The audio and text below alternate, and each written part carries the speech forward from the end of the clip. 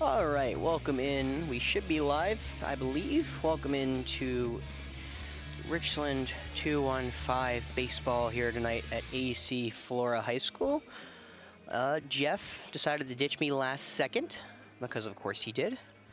So it is just me tonight. Welcome in to the final game of the regular season for the 215 as they host the winners of League 2 here, Sumter, the post-15ers here, the P15s, if you will. Again, welcome in for those watching. Should be a kind of a more fun game tonight. There's nothing on the line for either team. Both teams are locked into the playoff spots that they have. Sumter won League 2, the 215 finish second. And after that, it was after a nice game for the 215 yesterday, talking to the players after, and mainly Dylan, I believe. This was the first time that we had our whole team together since game number 1, I believe. And, well, you can't ask for much more. 15-0 shutout, perfect game for Tyler Hernandez and his 215ers. And now we look to playoffs. But before that, you're going to try to keep a little momentum, take one of these games off the Sumter P15s. They are a team very similarly built to ours. For those who are not familiar, I called this team a little bit, filling in for my good friend Taylor Novinger, who's upstairs on his broadcast. I filled in and got to see these P15s in action earlier in the summer, where they beat West Columbia and the Diamond Devils, a travel ball organization. That they come in 11-7 with, I believe, just 2 losses in League 2 play. Those came against West Columbia. It's kind of like a weird triangle. You know, West Columbia doesn't have as much success as the other two, but they have had their way. You know, they've kept up with Sumter. Sumter has kind of whacked us around a little bit, and we just whacked West Columbia around. So that'll be a fun game over there, Lexington and West Columbia. That will probably decide the final playoff spot in our league. And now we are looking forward to playoffs. For us now, we are locked in, no wild card game, which means it is Wednesday, Thursday, Friday, best 2 of 3. You win that, you are in the double elimination state championship, where you will, I think, with us being a 2C, we'll probably be on the road to start the playoffs. But you know, the end of it is at Riley Park over in Sumter, which means there's a chance for our 215ers to repeat as state champions. There's a lot of good teams. Camden, I think, retooled again. Florence is dominant as always, and these P15s are looking dangerous. Easily, I know. We saw a lot of those guys at Daniel. That's a lot of their team there. Looked like they're going to be a good team. They won League 1. So, yeah, a ton of talent back in this Legion baseball field. I know me and Jeff will try to be there for what we can. I don't know what all that entails. I know Jeff has a mission trip in about, I believe, 2 weeks-ish at the end of the year, and then I have a beach trip the week of, I think, the weekend of us going to Riley. So we'll see what we can do. You know, same as always, nothing too crazy, but yeah, should be a ton of fun. Again, if you're just joining, they're going over Coach DeBose, Coach Dorsey, going over specifications. This is a weirder field to play at Falcon Field. The out of bounds is pretty much just what you can't get to. If you can run there without being impeded by a fence, you're gonna be able to play it. But the weird stuff is all the netting in center field. For those who are watching who are not from around here, that netting behind the batter's eye is all in play. I did not know that until about a year or 2 after I started broadcasting. I always thought it was not there, but yeah. So I was assuming that was a home run, but nope. And we should be good to go. Sumter, Richland. A regular season finale here on Definite Fiction, where the 215 are going to look to carry some momentum. Both these teams have kind of had hit a little schneid here at the end of the year. The 2 best teams in League 2 have had a little rougher going. The 215 snapped a couple-game losing streak after a win yesterday. They've now just won 2 of their last 6, and now they're trying to keep that momentum. And the P15s, they've lost 3 and then 4 of their last 7. And if you do the math, 4 of their last 7 mean they've won 3 of their last 7, and those 3 games came against us. They had their way with the 215, and we'll see if we can take one off the P15s here to finish out the 2026 regular season. I'll go over lineups in 1 second. This will be a little more formal than yesterday. Me and Jeff were kind of just hanging out, talking, having a good time the other day. And just like the team was apparently, 15 runs, a perfect game for Tyler. Coach Dorsey said he thought it was the first perfect game in 2-1-5 history. I can't imagine it's not the first perfect game Tyler's ever thrown. But yeah, same old always, a talented 2-1-5 lineup, and now the attention will turn to the playoffs. I think this game, I feel like, is a lot more important than just the playoffs. You want to carry that momentum into that playoff run. That was what really helped these 2-1-5ers last year go on that great state championship run. So we'll do the Legion Creed, and then I'll have to turn away. No national anthem can be played here. Coach Dorsey does the Stapleton one, which is going to be a tad bit long and monetized. So bear with me. It'll probably be, I don't know, a couple longer time than you're used to. But yeah, national anthem upcoming, and then we'll have some fun. And ladies and gentlemen, could you please rise and remove your hats to the national anthem?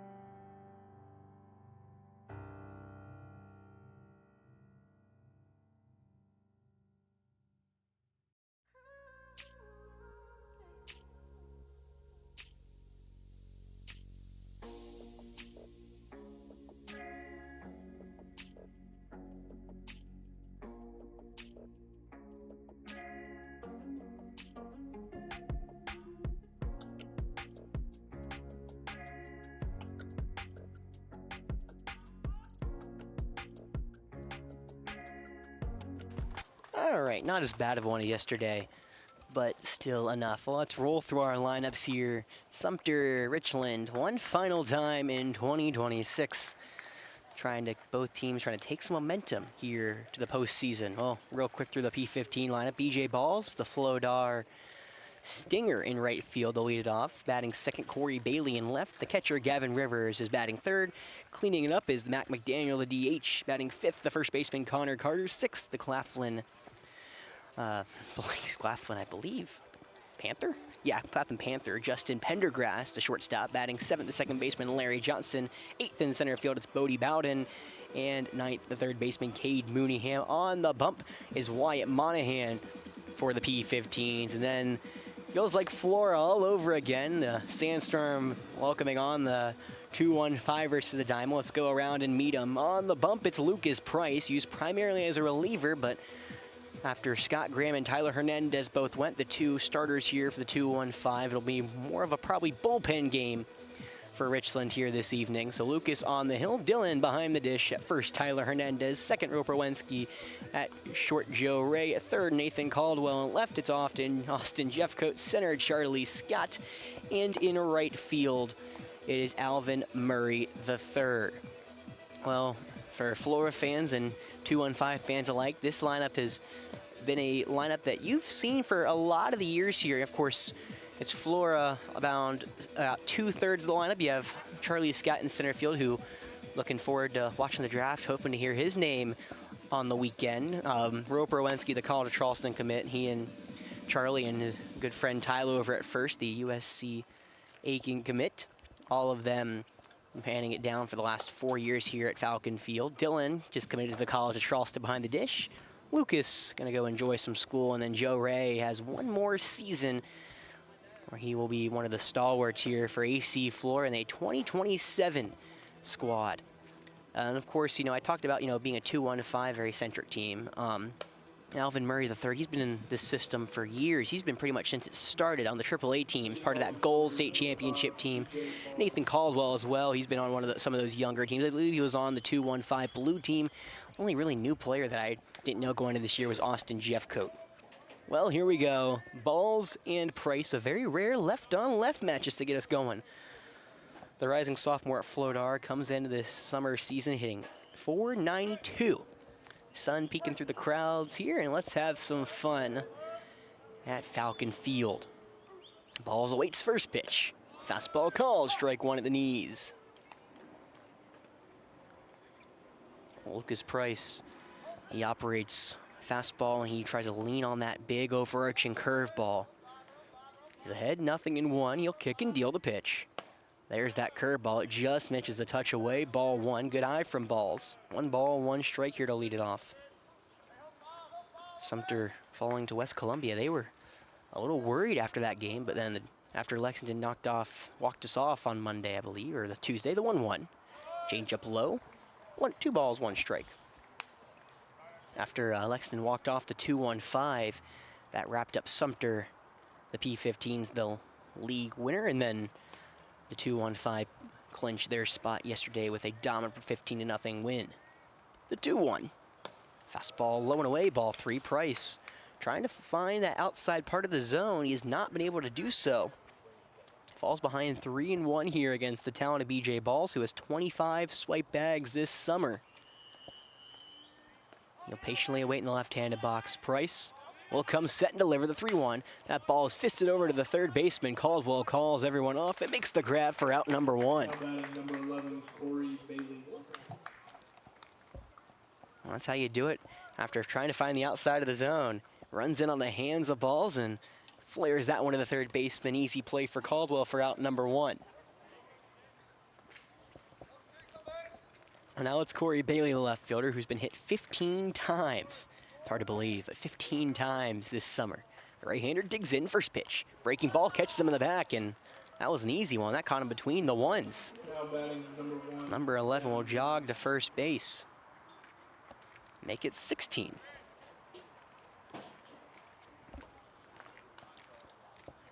So now it's Gavin Rivers, the big catcher, going to USC Sumter next season. He'll step into the right-handed box. You know, it's not many people that can, I feel like, get close to Dylan's height, but Rivers standing next to Dylan, he's not that far off. Another right-hander here for the southpaw. Bailey has a short lead, first pitch. Fastball way low, skips over Dylan, and actually all the way over the backstop.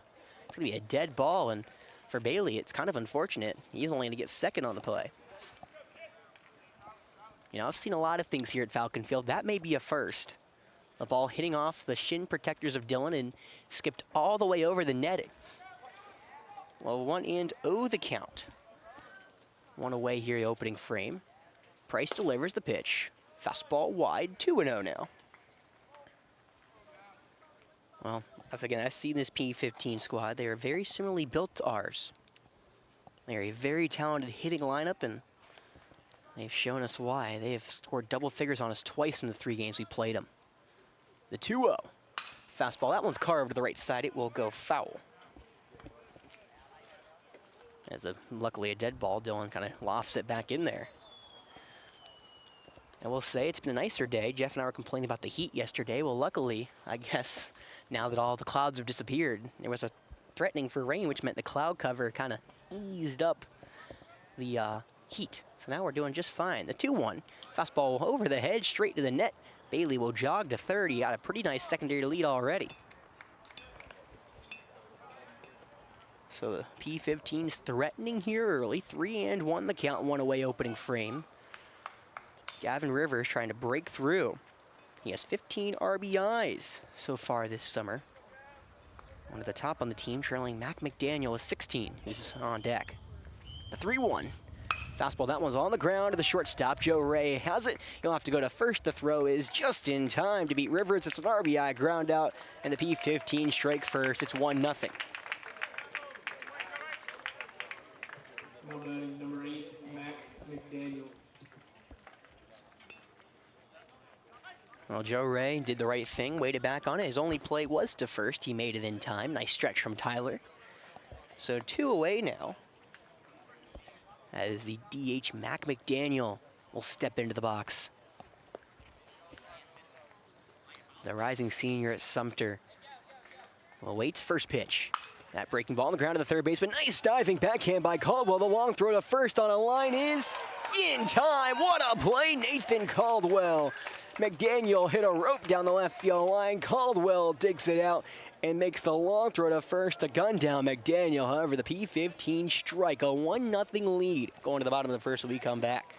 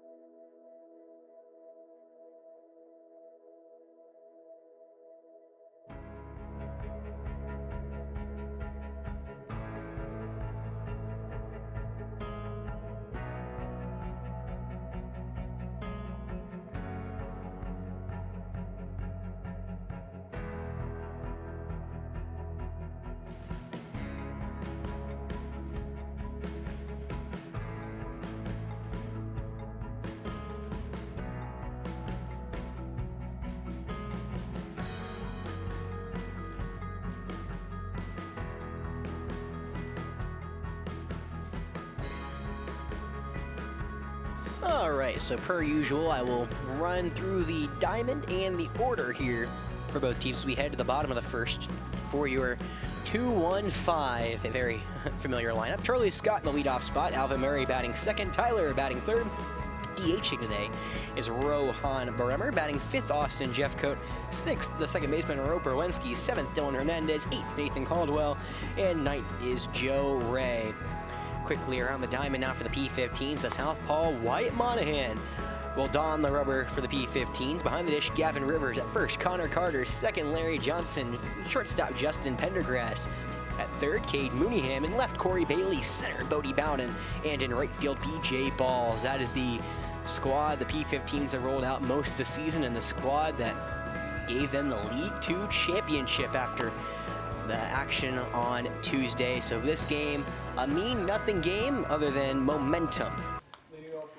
And it will be Charlie Scott to lead it off. This is the first time that the P15s have seen Charlie Scott. You know, it's been a weird kind of regular season with Legion Ball. A lot of kids take vacation early because they want to play in the postseason. Charlie was gone in the middle part of that season. Now, after just 24 at-bats, hitting .458.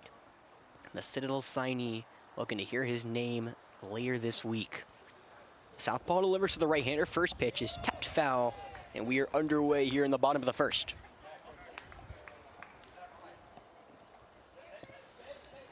You know, Jeff and I were reminiscing about the championship run that these Flora Falcons put on, and I can't, you know, help to remember, but when I first saw Charlie out in right field, the 0-1, fastball high and away, 1 ball, 1 strike. I remember looking out there, you know, I was a young, naive broadcaster, but one of my first memories of Charlie, I was like, that kid, that's a small, young freshman over there in right field. Well, since then, Charlie's put on a show for his Falcons, and this past season hit .446 with 7 homers and 35 RBIs. The 1-1. Breaking ball that doesn't break, 2-1. Charlie on on-base percentage of .576. Only went 1 for 4 yesterday, but he was really raking at the plate in the first half of that season. The 2-1. Breaking ball up around the letters. Ball 3, Monahan struggling to find the plate early. Making his 5th start, a 1-3 record for Monahan. That's not indicative of how good he's been, though. A 3.23 ERA, 17 in the third innings pitched for the graduate of Sumter High School this past season.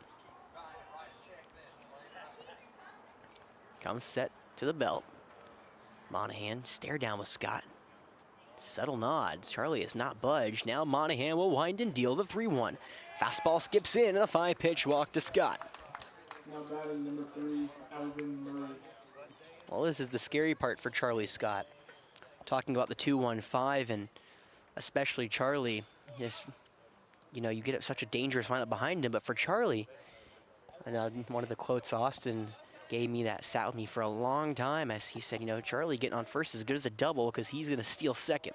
Monahan must have heard me. He throws back to first, not in time. A rare left-handed pitching duel here to start us off, which means it's going to be a lot harder for you to get a good jump off first.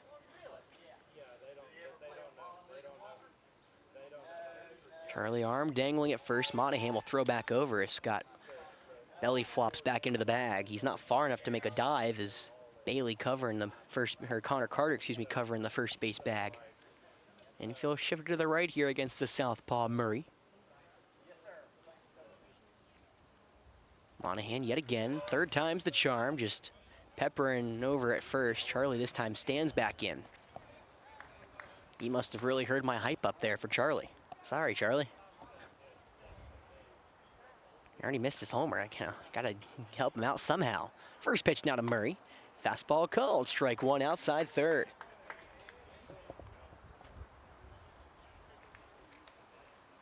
Well, Alvin Murray III, he's been one of the most prominent 2-1-5ers here. He's been in this system since I believe he was a junior in high school. Throw back to first again, not in time. He's won back-to-back state champions with this program.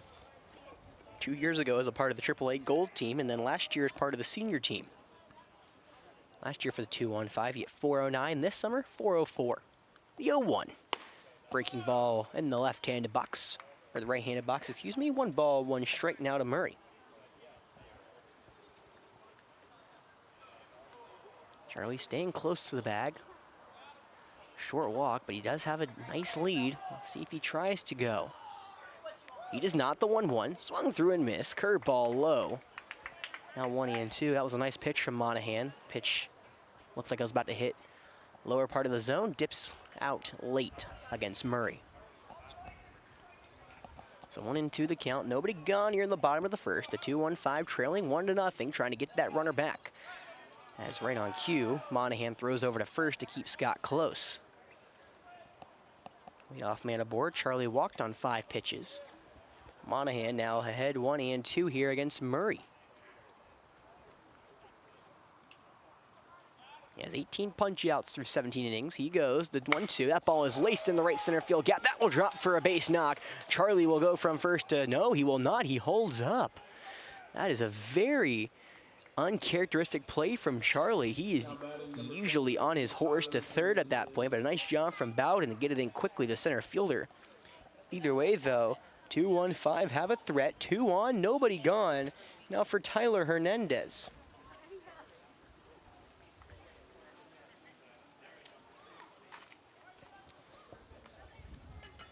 Well, Tyler, another southpaw here at the top of this lineup. He did his job yesterday. A perfect game for the 2-1-5. Pitching to his brother, you know, one more kind of tick on the checkbox of Tyler's high school career here. Won a state championship pitching to his brother. The first pitch to the left-hander is low in the dirt.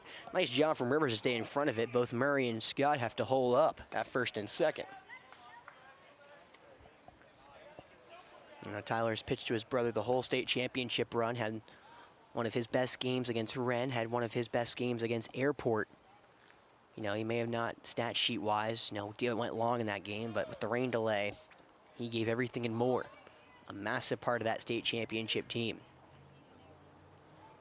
USC Aiken-Signey awaits the 1-0. Breaking ball in there. This one gets by Rivers all the way to the backstop. Charlie will jog into third, and Murray will take second.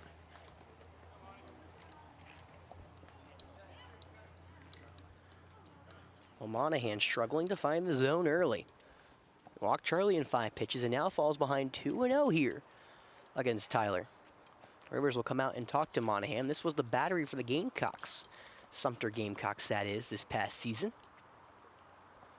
Sumter team is what makes up a lot of this P15 squad.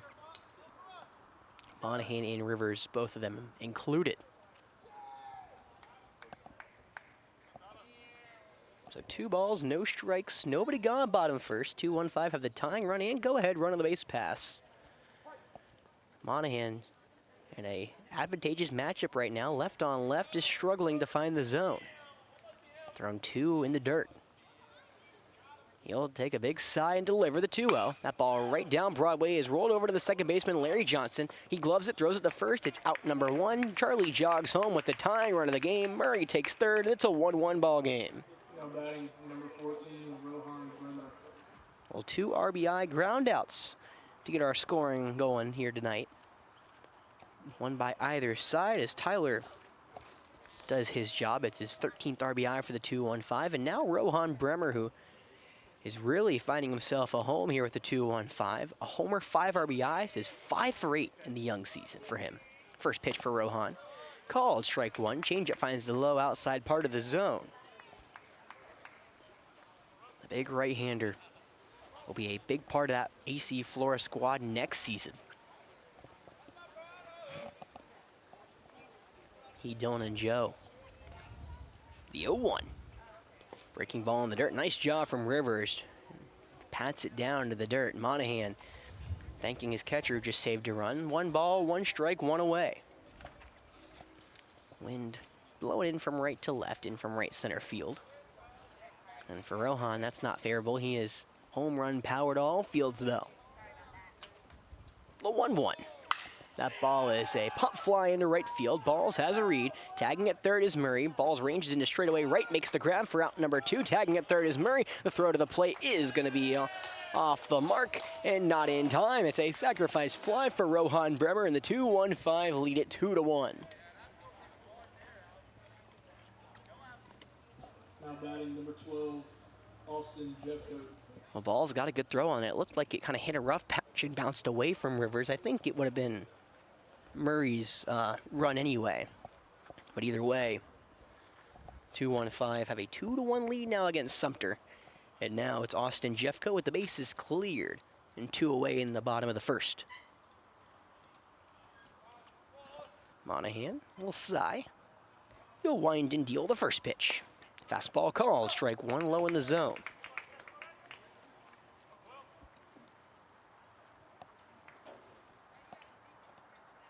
Well, again, both teams will have to await the wild card games to see where they're placed here in the bracket. For the final end of the league is here today. The 0-1 fastball misses way wide. 1 ball, 1 strike. Sumter wins League 2. The 2-1-5 finished second. Both teams secured their playoff spots, and now we're just playing for some momentum building as they head into the postseason next week. Monahan, glove over his face, comes home. The 1-1 is poked over to the right side. It will carve and go foul. 1-2. After I miscalled him yesterday, I gotta get myself right. The USC Sumter signee Austin Jeffcoat is having a great season for the 2-1-5. 3 for 4 with 3 RBIs. Comes in hitting .364 this season. Monahan kicks and deals the 1-2. Breaking ball doesn't break and stays upstairs. 2 balls and 2 strikes.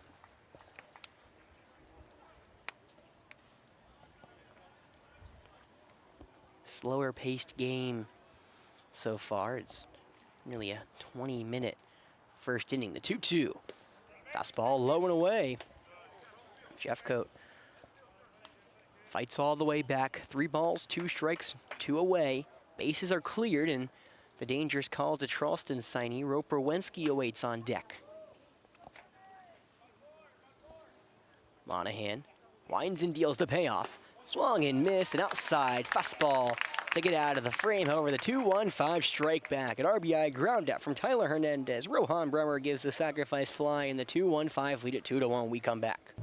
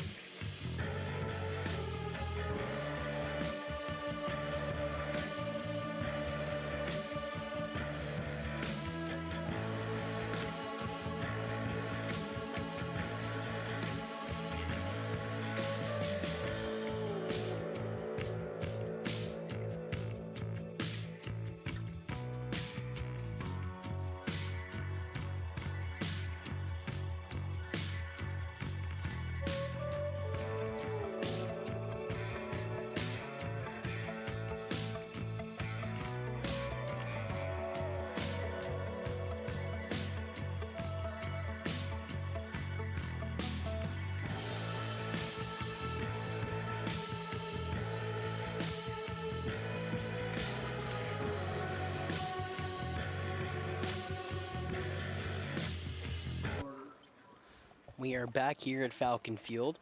2-1 lead for the 2-1-5 entering the top of the second. As the P-15s bring up 5, 6, 7, Carter, Pendergrass, and Johnson due up. The right-handed Connor Carter will dig in against the southpaw Lucas Price. Price delivers, first pitch, fastball called, strike one outside third, and we are underway here in the bottom, at the top of the second. There we go. Getting my legs back under me. It's been too long since I've had to do a serious broadcast. Pitch on the way, that ball is chopped right back past the mound. Wensky, the backhand, the second baseman will try to make it a miraculous throw, but he has no chance to get the speedy Carter, who reaches on an infield single. So the leadoff man is aboard here for the P-15s. That would have been an incredible play from Roper Wensky if he somehow got that ball to first, but just didn't look like it had really much of a chance. He would have had to make a acrobatic throw. I'm surprised he even got to the ball up the middle. Well, Carter with 5 stolen bags will occupy first. Now it's Justin Pendergrass. The Claflin Panther waits first pitch, runner goes. That pitch is popped foul to the right side. It's 0-1. Looked like it may have been a hit and run. It was a late defensive swing there from Pendergrass, almost like, oh yeah, I got a swing. I'll tell you what, I saw Pendergrass potentially in 2 of his best games here for the P-15s. He hit a moonshot double off the left field wall back against West Columbia. I believe it was almost 3 weeks ago now. Feels like forever ago. Throw back to first, not in time. So right after got my wisdom teeth out, that was fun. So that was the first broadcast I did after that. I was supposed to do a 2-1-5 game, but of course rain did not play along that Wednesday. And then I went to Sumter to fill in and saw the P-15s win that one. The 0-1 curveball is just inside for ball one. Nice pitch from Price. That ball dipped so far in, so late. And Pendergrass almost pulled the trigger. At first, Connor Carter was leaning back to first. He goes now, and it's a pickoff to first. They have him in a pickle. Tyler makes the throw down to Joe Ray. The shortstop places the tag, and it's out number 1. Connor Carter runs himself into the first out of the second. Something you just cannot do if you're Connor Carter. You already got caught kind of leaning, and that time you went on motion. Lucas threw a strike to first. Tyler to Joe Ray. Nice little fielder's choice. The 1-1. Breaking ball called. Strike 2, low in the zone.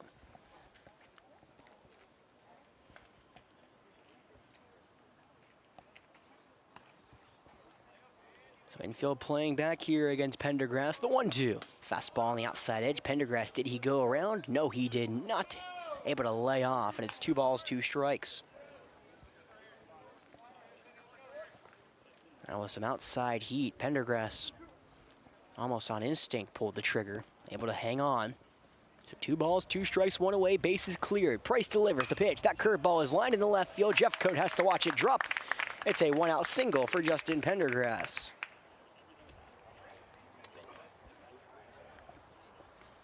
Well, Lucas Price came right across the heart of that plate. I think he's doing the motion. He knew he was looking for a little lower with that curveball. Hung it up a tad too long. Pendergrass made him pay.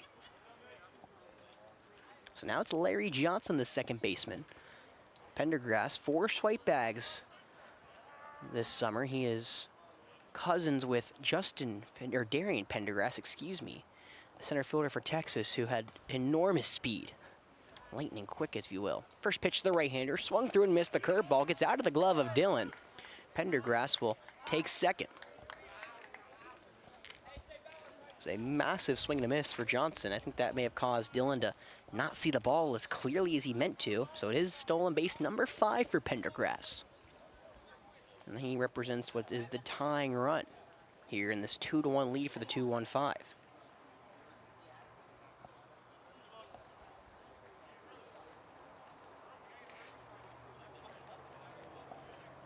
So Pendergrass on second, 0-1 the count. 1 away, top 2. Price looks at second, he'll deliver the pitch. Fastball called, strike 2, paints the outside part of the zone beautifully. Johnson, who's just hitting .208 this summer, he's looking for a big-time swing here to get his P-15s knotted up with the 2-1-5. They trail by 1. The 0-2. Curveball swung through and missed. That curveball dips into the top of the zone. It's the first strikeout for Price, and out number 2 here in the top of the second. As I talked about earlier this game, Price, his pitch is that curveball, and it found the top of the zone. It produces a swing and a miss to Larry Johnson, and now Bodie Bowden will dig in with 2 away. First pitch to the right-hander. Fastball called, strike 1, low in the zone.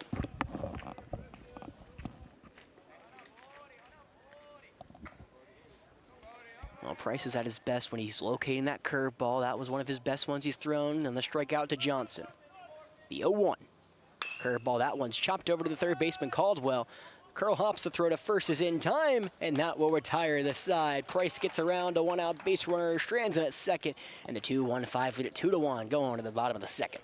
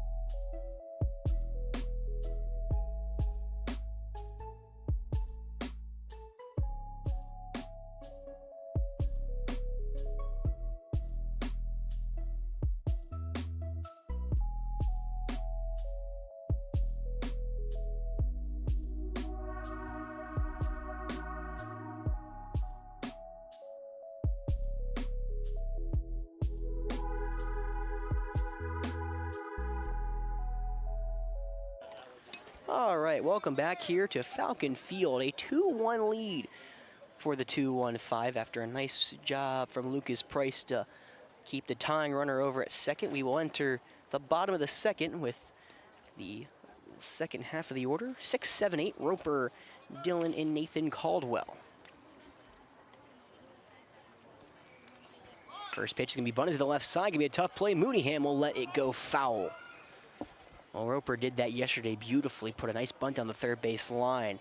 He probably would have had another one if it stayed fair, but Mooneyham smartly lets it go foul, and it is just strike number 1. I think that was probably the most fun part, watching that Florida State Championship run. You knew at the top of the lineup, Roper and Charlie could just lay a bunt down whenever they wanted to. And if you're playing them back, you know, theoretically, hitters like Roper and Charlie, you have to play back. And all of a sudden, they lay that bunt down. They have the speed to get to first, and blink and you miss it. AC Flora and now the 2-1-5 have immediate offense. Left on right, 0-1 pitch. That ball is smacked to the right side. It will carve foul. Quickly, 0-2 to the call to Charleston signee. It's Wyatt Monahan back out there on the rubber.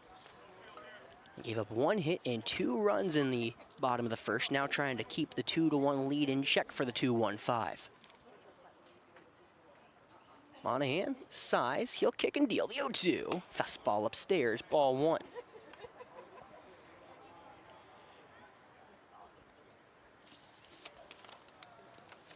Roper hitting .294 this summer with the 2-1-5. He's been in this 2-1-5 program as well for the last 3-4 years. The 1-2. Fastball is rolled over to the second baseman. Johnson would charge, gloves it on the short hop. The throw to first, kick out of his glove. It goes all the way to the dugout. Roper smartly stays in foul ground and will just stay back at first. It's going to be an error on Larry Johnson as Roper Wensky provides some offense here to begin the second inning. Well, Johnson did everything right, charged that ball, fielded on the short hop, just couldn't get the ball out of his glove, and Roper makes him pay. It's an error by the second baseman, and the 2-1-5 have immediate threat here as Dylan Hernandez, the newest Cougar of the College of Charleston. Shout out to Dylan. He was talking to me yesterday, him and his dad, and talking to him, I said it's just the right decision for me, and you know, they credit a lot with Coach Banks Faulkner of the Blacksmiths with helping him make that decision. The right-hander awaits. First pitch is a high pop-up into right field. Balls got a late read on it. The right fielder will go over. Johnson, the second baseman, comes over and makes the grab right in front of him for out number one. Nice play for Johnson to take charge. He had a better read on that ball than B.J. Balls did and took charge, made the out for out number one. It's going to be a weird pop out to the second baseman in right field. So now it's Nathan Caldwell. He'll be joining Pendergrass over at Claflin in the fall. Until then, Caldwell will dig into the right-handed box. Roper on first, a very small lead. First pitch to the right-hander is shot foul right back into the net.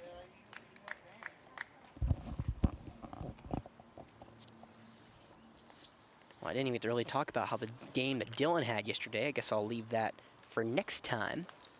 But Caldwell had an RBI, and he was hit by 2 pitches yesterday. He leads the 2-1-5. He's been hit 7 times this summer. He's nowhere near Corey Bailey, though. 0-1. Fastball way up high. 1 ball, 1 strike, 1 away. Bottom 2 here. 2-1 lead for the 2-1-5 as they're trying to bring some momentum into the playoffs. Tournament starts for both teams next week. It's the first round, and you get through the first round, you get put into that state championship tournament. Pickoff back at first. Roper is maybe a foot off the bag, so he kind of not swan dive, just kind of, I guess, flops. See, I don't know. You know what I mean. Slides. You know what I mean. 1 ball, 1 strike here. Monahan staring him down at first at Roper. And now he'll come home, the 1-1. That ball is hammered to deep left field. Bailey will range back. He gives it a look and watches it fly. Caldwell knew it. He jogs around first. It's a 2-run blast and a 4-1 lead for the 2-1-5.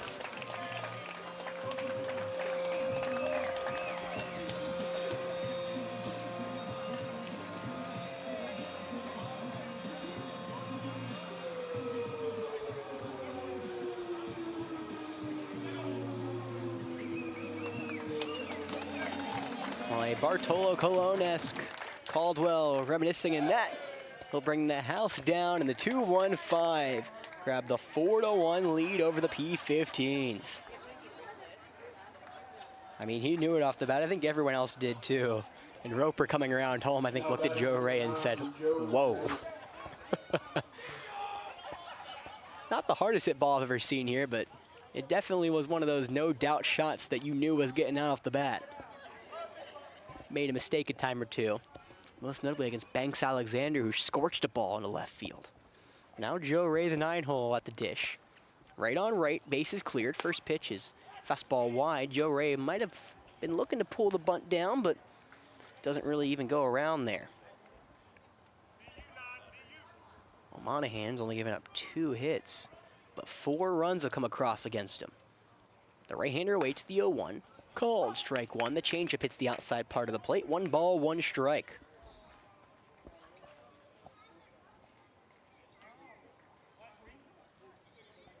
Third base is in. Mooneyham on the grass.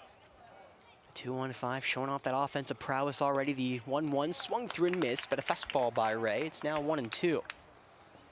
We know I talked about it a little bit earlier, but that was the first time yesterday the 2-1-5 has had their whole lineup together since the first game of the season. 15 runs were put up against West Columbia as they brought the house down more than once. Now Ray falls behind 1-2. Monahan delivers the pitch. Is spoiled off. A fastball is popped foul. It'll be 1-2. Again, for both these teams, Sumter, this game could have been a lot more dangerous for the P15s if the 2-1-5 had held on in their game against Lexington. Now, both these teams are dialed into their postseason spots, and they'll start that on Wednesday of next week. The 1-2 on the way is lined down the right field line, but it will hook foul and get out of play. Well, this is what AC Flora was doing to teams all spring. You know, even if they weren't getting on base, they were grinding out at-bats, making you work for every single out. And that's what made that lineup so tough to navigate. because you had players that were hitting at the bottom of the lineup like Joe Ray, who just made life miserable for the opposing pitcher. He's doing it right now. This will be the 6th pitch of the at-bat to Ray, but he calls time before them with his neon pink glove. Monahan hasn't moved. Put the glove over his face, come home, the 1-2. That ball on the ground to the left side, it will go foul. Nice play from Coach Dorsey, a snag. Well, 1 ball, 2 strikes, 1 away here in the bottom of the second. The 2-1-5 up 4-1 over the P15s. Looking to add on to it, Joe Ray trying to flip the lineup over to Charlie Scott, who awaits on deck. The 1-2. Fastball misses just a touch upstairs for ball 2. Good eye from Joe Ray. You know, when you talk about that playoff run, I feel like Joe Ray is just as important as all the top of the lineup players. He had the play that really kind of put AC Flora in a position to win that ball game against Airport in game 1 of the state championship series. The 2-2. Fastball way wide. It'll be a full count to Joe Ray. And he is grinding out this at-bat. But back to what I was saying, that pulled back bunt where he sliced it to the left side. Rodas tried to make an incredible play over to first where it almost went disaster for Airport, but Joe Ray did his job, turned it over. Logan Price, the hero. 3-2. There's a fastball upstairs, and what an at-bat for Joe Ray. Flips the bat back to the dugout. It's a 1-out base runner, and now back to the top of the lineup we go. It's Charlie Scott. And this will be the first time you come and talk to Monahan. There's no one in the bullpen for the P15s. They're going to try to give Monahan this game if they can, but right now, looks like the 2-1-5 really have his number. Only 2 hits again, but Joe Ray representing the 5th base runner here through the first time through the order. The 2-1-5 have brought home the previous 4.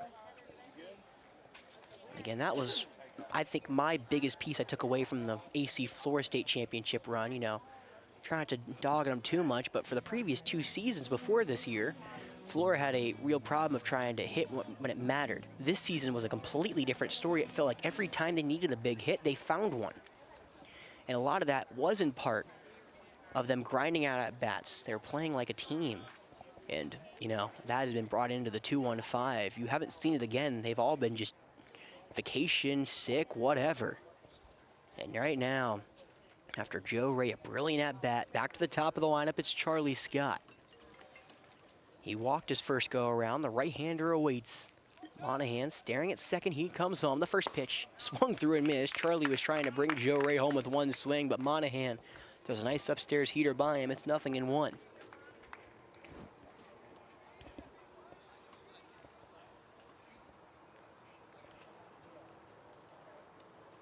Ray over at first, kind of swaying back and forth. Charlie bat high above his right shoulder, the 0-1. Fastball low, nice job from Rivers behind the plate. Keep it in front of him. 1 ball, 1 strike now.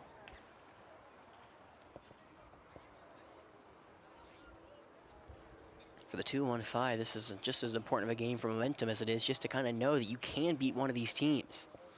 Coach Dorsey, you know, he's always very vocal about Legion. He loves it, and he's been on multiple talk shows to tell everyone where he thinks things stand. He ranked this P15 squad 3rd in the state behind Camden and Florence. The 2-1-5 have just not found success against them. They've lost 6-4, 15-0, and 10-0. Right now they're at 4-1 here. The 1-1 runner goes at first. Going to be the same play. The pickle from first into second. The tag from Pendergrass is in time. Nice play from the shortstop. Had to jump to retrieve that ball. Gets the tag just in time on Joe Ray, and there's 2 away. Well, it's kind of the same deal that we had back in the top half of the second when Connor Carter went on motion. This time Joe Ray tried to do the same thing and gets caught. So now 1-1 the pitch to Scott. Fastball swung through and missed. Charlie looking for another home run swing, misses it, and it's 1-2. There is some action over there in the P15's bullpen. First time there's been some action for either side today. Monahan trying to fight his way through the second. It'll be pitch number 42 on the way. Is popped foul to the right side. It will get out of play, and we'll do it one more time.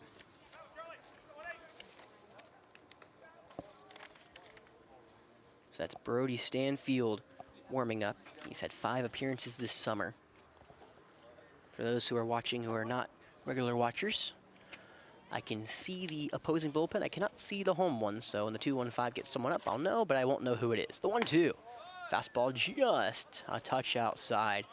No argument really for the P15s. That's how you usually understand it's a pretty good call for the most part. Whenever the fielders aren't trying to leave the field. They knew it was outside, and so did Charlie. The 2-2 on the way. Breaking ball doesn't break, and Scott works the full count. Yet again, the 2-1-5 just grinding out at-bats here against the P15s. Back-to-back at-bats where our hitter has fallen behind 1 and 2 and has worked it full. Monahan will wind and deal the pitch. Fastball, that one's charged to the right side, but way foul. A defensive swing from Scott to stay alive. It doesn't look like Stanfield's really warming up. He's more just kind of tossing, but maybe he's going to start stretching. We'll see if he goes into this game a little later. Monahan will deliver the payoff yet again. That ball is lined in the left center field. Bowden has a read back toward the track. It's off his glove. It will go over his head and one bounce the wall. Scott on his horse. He will stand in a second with a 2-out double. So Joe Ray and Charlie Scott, 2 big league at-bats, falling behind in the count early, fight it back full. Joe Ray worked the walk, but Charlie got a pitch to hit and didn't miss it. Now batting number 3, Alvin Murray. Looked like that ball was going to have a chance to be caught by Bowden. He had a great read on it, but just out of his outstretched arms. So now Alvin Murray III, they call him Trey. At least that's what Coach Dorsey did when they introduced the state championship team. He singled back in the first. It was one of the 3 hits now the 2-1-5 accumulated. A double, a single, and a homer. Murray awaits the southpaw. First pitch, fastball called. Strike 1, belt high. It's 2-1-5 dugout. Seem like they're having a ton of fun right now. It's a good sign for everyone watching at home. He wanted his team to have fun and really feel good going to the postseason.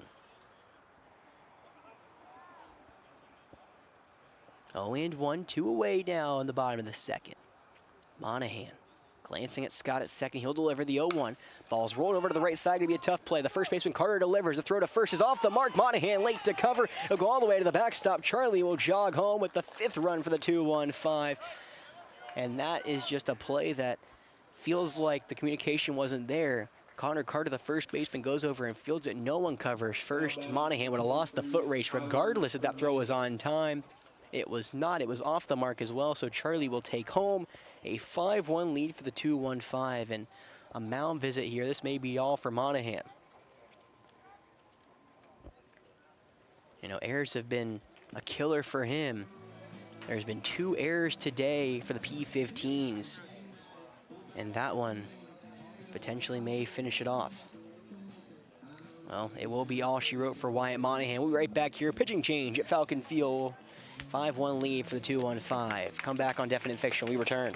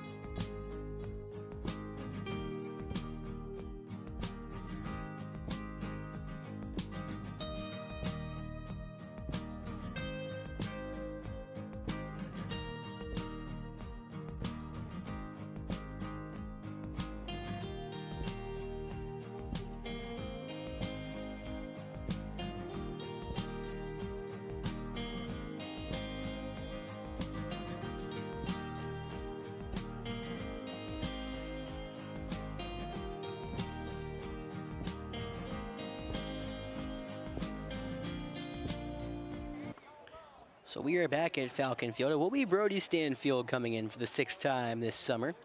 He's giving up 4 earned runs over 5 2/3 innings pitched. So now there's immediate trouble brewing. Murray over at first for the 2-1-5. And now the dangerous Tyler Hernandez will dig into the left-handed box. Another left-on-left matchup here for Monahan, giving up 5 runs. 3 of them have been earned off of 3 hits. We'll see if that continues here, if Murray can bring home another unearned run. He reached on an error.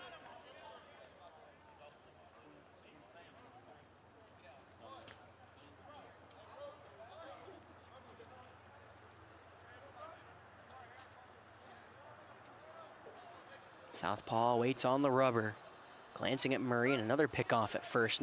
Not really close as Murray staying very tight to the first base bag.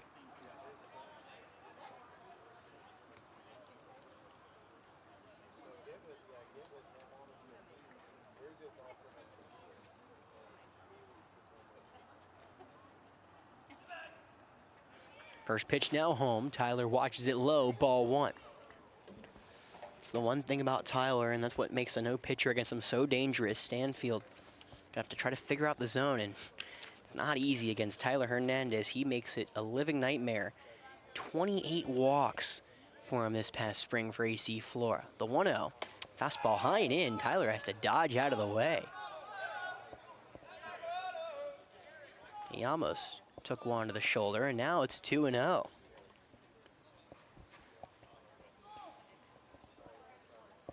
Stanfield quickly falls behind 2-0 here against Tyler. Murray at first, and if it gets that far, Rohan Bremer, who's been seeing the ball extremely well, awaits on deck. Stanfield delivers the 2-0. Fastball misses upstairs. Very close pitch that goes in the favor of the 2-1-5, so a 3-0 count.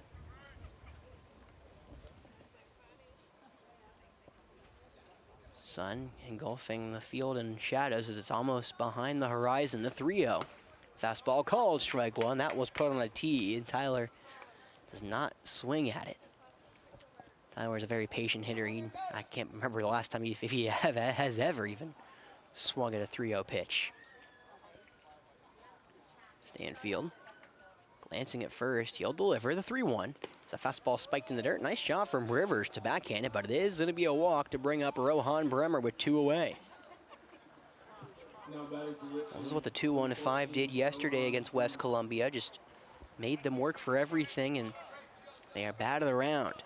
Rohan will be the 8th batter in the inning to come up here against the P-15s. He has a chance to really bring the hammer down against Sumter early.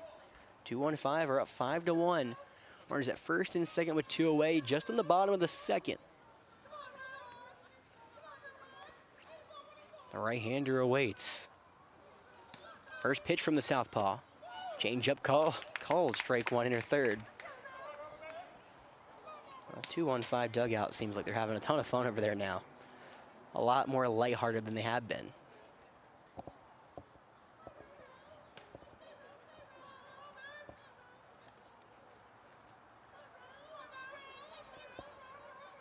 Stanfield glancing around the diamond. He'll deliver the 0-1.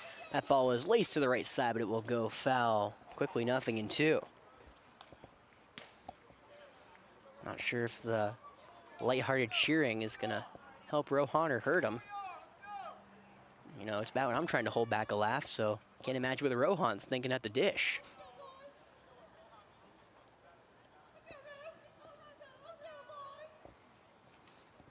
Nothing into the count, 2 away, bottom 2. The pitch on the way. Breaking ball misses in the left-handed box. 1 ball and 2 strikes. And this is the job that Coach Hallett's done to these Falcons. Disciplined take on the 0-2 count.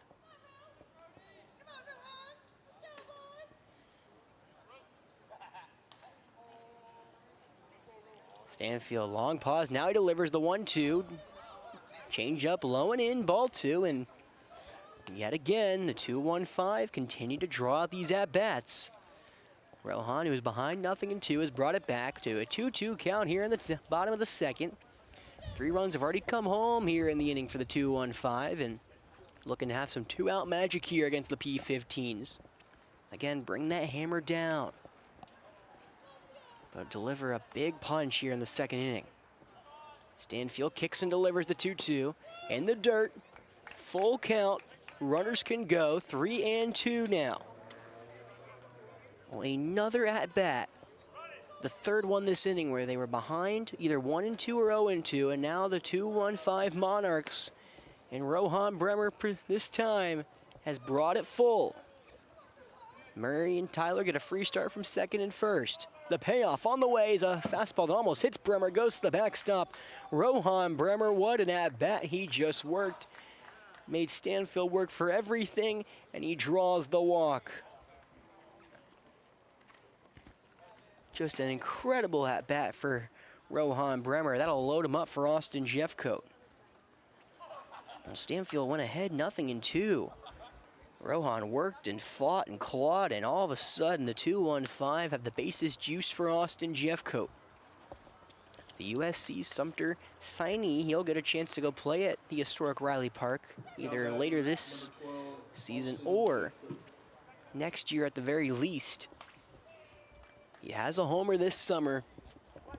Can he deliver the big right hook the 2-1-5 are looking for? This P-15 squad has a great lineup. They average just nearly 7 runs a game. First pitch to the right-hander, changeup low and in, ball 1. For reference, the 2-1-5, they're a tick below them, but they give up on average a run more per game than Sumter, both a run earned and a run unearned. You don't usually see that. Do a better job pointing that out, I guess. The 1-0. Fastball called, strike 1. Hits the outer third after Stanfield missed out of the zone 5 straight times. Finally finds it, so 1 ball, 1 strike, 2 away here. Bottom 2, 2-1-5 up 5-1. Trying to add on with the bases juice. The 1-1. Change up high. 2 balls and 1 strike. Now usually you see about a couple runs difference in the runs given up. A lot of errors, especially at the high school level, but in this sense it's actually an earned run and an unearned run, which kind of means theoretically Sumter pitching's a run better than Flora, or the 2-1-5. 2-1. Breaking ball misses up and in. 3-1 in danger of walking home a run now. Here are the P-15s. Again, a meaningless game for both sides, but how much confidence would Richland have if they can really start pouring it on one of the best teams in the state? The 3-1. Fastball odd. Does it hit the knob of the bat? No, they're going to say it hit Jeffcoat, and that will walk in a run. So a 6-1 lead, and the bases will stay loaded for Roper Wensky.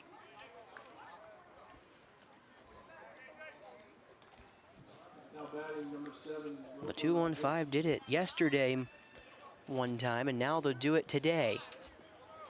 It will be Roper Wensky who led off the inning with a reaching on an error.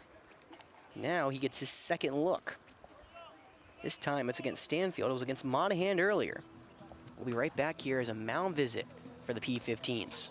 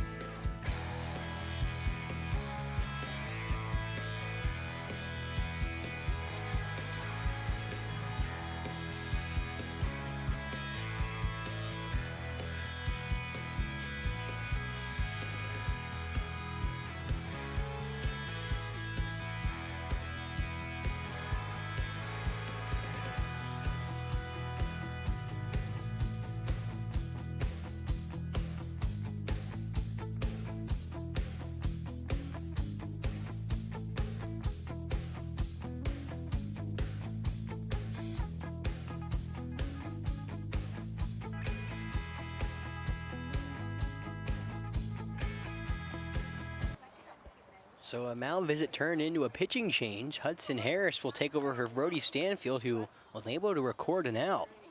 Unable to record an out. That's pronunciation, Alex. Well, Roper Wensky, the College of Charleston signee, has him loaded. 2 away, bottom 2, as we played an hour here over the first 2 innings at Falcon Field, potentially more. Roper, the 10th man up in the inning. He led off the inning with reaching on an error. The southpaw on the rubber will kick and deliver the first pitch. It's pop foul right behind home plate. 0-1. Well, Harris making his 7th appearance of the summer. 4 earned runs over 6 innings pitched for Harris. The rising senior for Lawrence Manning Academy will go up against the All-State second baseman, Roper Wensky. Roper was a 2-time All-State second baseman in his 4 years at Flora. 1-time All-State quarterback. The 0-1. Fastball misses inside.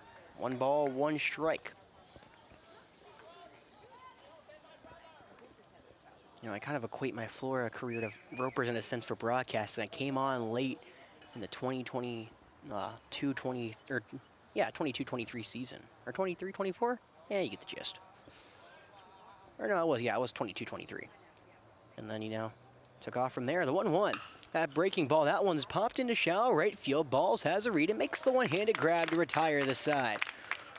Well, the 2-1-5 leave him loaded, but the damage was done. A 4-run second inning.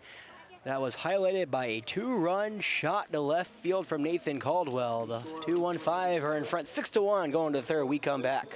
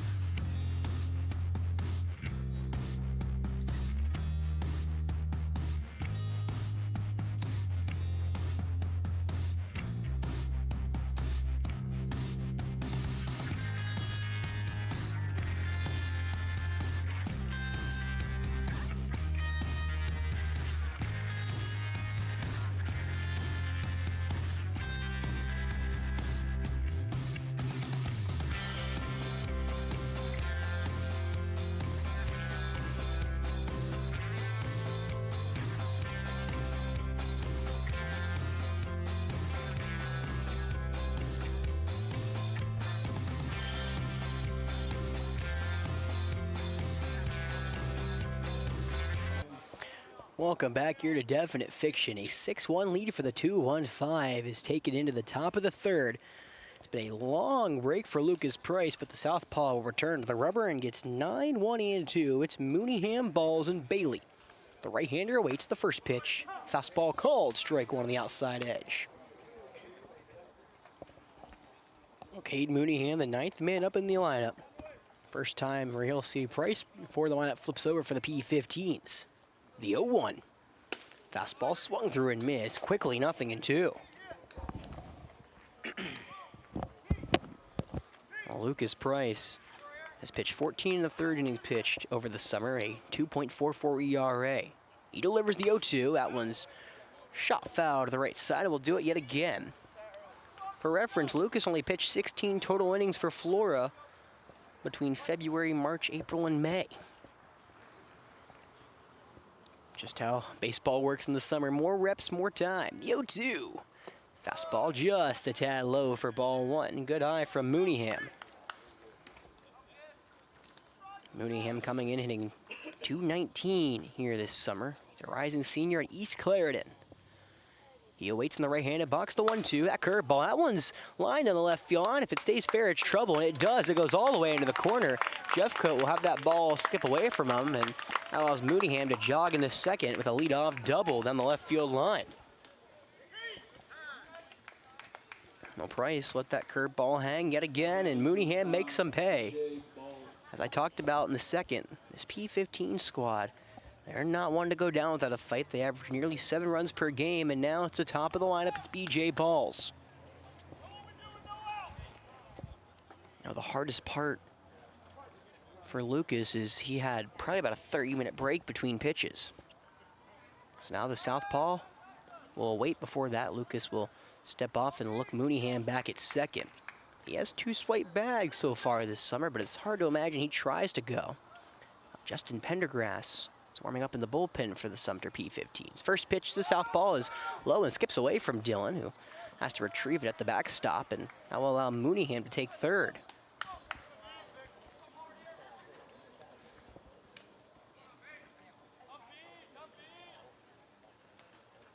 Well, there's no one up in the 2-1-5 bullpen. This seems like it's Lucas Price's inning to go. The 1-0. Fastball low and away, ball 2. And Andy Nickus, the PA announcer, and I think he's actually working the scoreboard tonight, talking about all the options. It looks like a bullpen game, a ton of options for the 2-1-5 if they want to go to their bullpen. They have Hank Gaines, Wilkins, Johnson, Joe Ray, the 2-0 before that. Fastball in tight, ball 3. So 3-0 here to BJ Balls. Price cannot find the zone, but you get the gist. The 2-1-5 have a lot of different options if they want to move on from Price here early in this game. That's not Coach Dorsey's MO, though. The 3-0 to Balls. Fastball called, strike 1 right down the middle.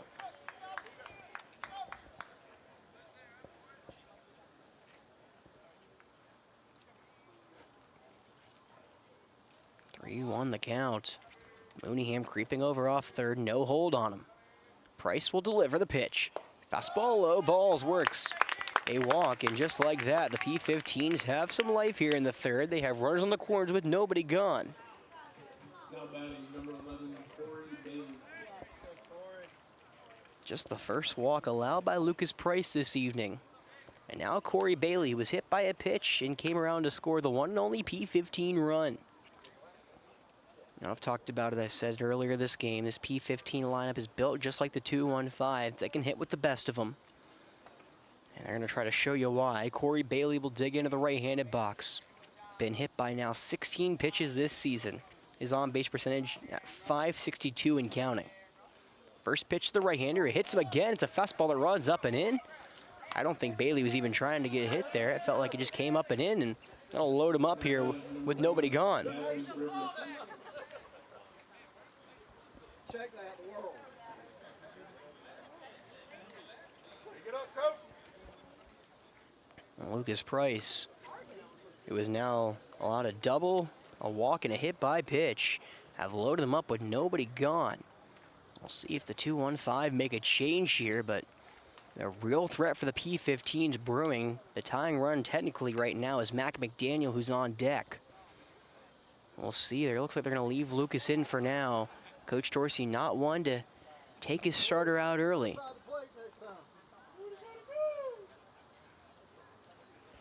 And now Gavin Rivers, the catcher, will step in. He grounded out, an RBI ground out at that, to the shortstop Joe Ray.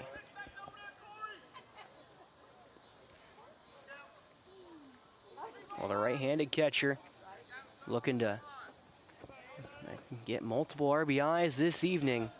He runs through Lucas Price. The Bugs are out here at Falcon Field. Bases are crowded. First pitch is a fastball inside. It hit Rivers. Price just cannot find the handle. A walked-in run. Now it puts the tying run at the plate for the P15s. Now batting number 8, Mac McDaniel. Courtesy runner over at first. It's Benson Elmore for the catcher. Now Mac McDaniel, who represents the tying run for the P15s. And yet again, no movement. Well, now right on cue, there is going to be some movement. Coach Dorsey will get a pitcher up and throwing, and I told you I couldn't see the dugout. Well, I can see the bullpen. Well, I can see who goes out there. And it is going to be Wilkins Johnson, it looks like, for the 2-1-5. He'll start getting loose. Mac McDaniel awaits the first pitch to the right-hander. Is a fastball called, strike one on the outside edge. This is a big spot for Mac McDaniel. McDaniel, one of the top outfield prospects in this junior class. Well, rising senior now. The 0-1. Fastball, just a tick away. 1 ball, 1 strike. Dylan will appeal, and Coach Dorsey, that is the first time he's come on the field. He is trying to go to bat for his pitcher, but it is going to be ruled a ball. So 1 ball, 1 strike. Nobody gone here in the top of the third. The P15s have brought the tying run to the plate with nobody gone in a 6-2 ball game. The 1-1. Fastball low and in, ball 2. McDaniel has not had his way with this 2-1-5 team. He's had 11 at-bats, just 1 hit, and back in the first inning in this one, he had a tough not double play. It would be a tough ground out to Nathan Caldwell at third. The 2-1. That ball's rolled over to Caldwell. The third baseman gloves it. Will throw it home. Can't get out of his glove, but he just does in time. Guns it home and just gets out balls for out number 1. It's a fielder's choice. And Caldwell delivers a strike. It's a dangerous play. You saw Caldwell just couldn't get the ball out of his glove. At the end, finally finds it and gets balls by half a step. He's speedy. And now, here we go. Connor Carter, 1 away. Double play in order now for the 2-1-5. Can they find it? Right-hander awaits. Price delivers. First pitch. Change up low, ball 1. We got Bailey at third. Rivers, or technically Elmore at second. McDaniel at first. 1-0 the count. 1 away. Bases juiced here. Price kicks and deals the pitch. Swung through and missed. Curveball low and in. 1 ball, 1 strike.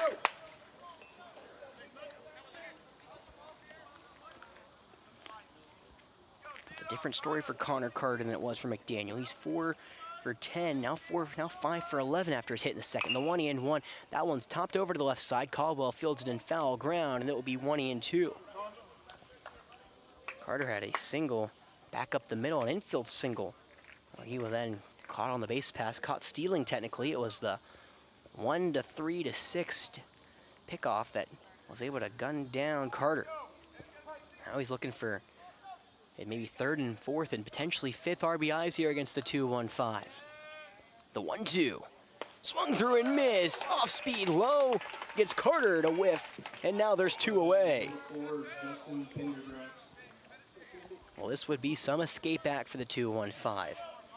A double, then a walk, and 2 hit batters produced the 1 run the P15s have mustered across here in the third. Now it relies on Justin Pendergrass. The right-hander digs in, first pitch. Change up called, strike 1 low in the zone. Pendergrass, he singled to left field an inning ago. Now he has a chance to get the P15s back within legitimate striking distance. The 0-1. Breaking ball, that one's rolled over to the left side, a high bouncer, that nice snare from Coach DeBose. However, that is strike number 2.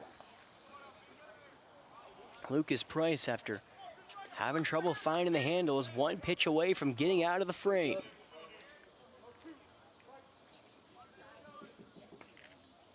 The state champion from AC Flora will kick and deal. The 0-2 is shot foul to the right side. Defensive swing from Pendergrass keeps him alive in the AB.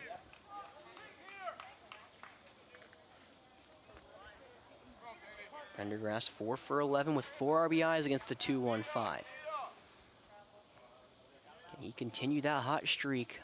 Like 0-2. That ball is lined to the right side over the head of Roper into right field for a base knock. Murray will quickly fire, throws it in. It's going to be offline. Dillon makes a nice job to keep him going to the backstop, but an RBI single for Pendergrass brings home Corey Bailey, and now it's 6-3 in favor of the 2-1-5.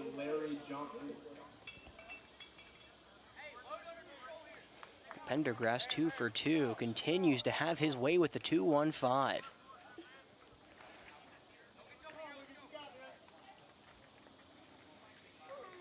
And now Larry Johnson, the right-handed second baseman up.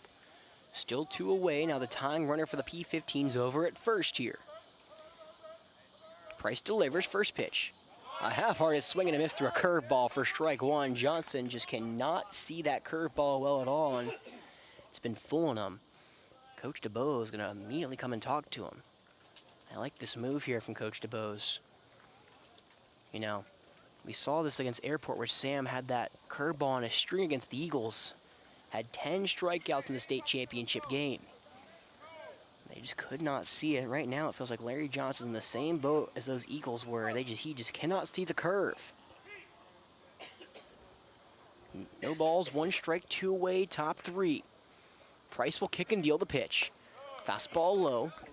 1-1 here in a 6-3 lead for the 2-1-5. Final regular season game in this 2026 slate. Playoffs loom on deck starting next Wednesday for both these squads. The 1-1. Curveball. Just misses high and away ball too. That one looked like it could have found the zone late, but a disciplined take from Johnson. Johnson just 2 for 10 against the 2-1-5. Can he deliver in the clutch? The 2-1. Fastball runs in tight. Ball 3 is Price in danger of walking home his second run in that regard and third run of the inning.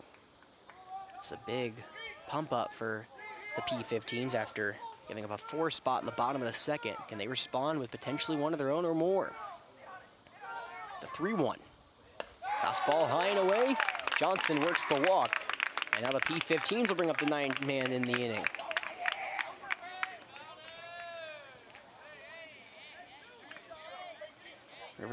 Elmore will jog home with the run. Second walk of the inning and the evening. Now the P15s have the tying run at second for Bodie Bowden, who grounded out to Nathan Caldwell his last go-around at third. The right-hander awaits, and Price finds his way out of trouble. First pitch. Fastball, that one's a hot shot over to the 2-1-5 dugout. A couple of jumps. Looks like the coaching staff for the 2-1-5 looking like the Mees and Wee Bowling, if you know what I mean. Either way, it's strike number 1. Price kicks and deals the 0-1. Fastball up and in, almost chin music, but misses, thankfully, the head of Bowden. So 1 ball, 1 strike, 2 away here in the top of the third. P15s have put 3 runs across. They trail 6-4. That's where I was going with that. Trying to add to it, and Price will step off the rubber. Wilkins Johnson was warming up for the 2-1-5. He's probably good to go by now. However, no movement over there from Coach Dorsey. The 1-1. Fastball swung through and missed. Looked like Bowden was trying to wait back on the fastball. He did not, and now Coach Dorsey is trying to direct traffic. Alvin Murray, the third, in right field's very close, very far in. He and Roper can't be like 30 feet from each other. Either way, the 1-2 on the way. Fastball swung through and missed. Price gets him to swing at a pitch at his eyes, and Bowden shows the frustration, slams the bat into the dirt, but that will retire the side. It's a 2-run lead for the 2-1-5. 6-4 ball game going to the bottom of the third. We come back right here on Definite Fiction.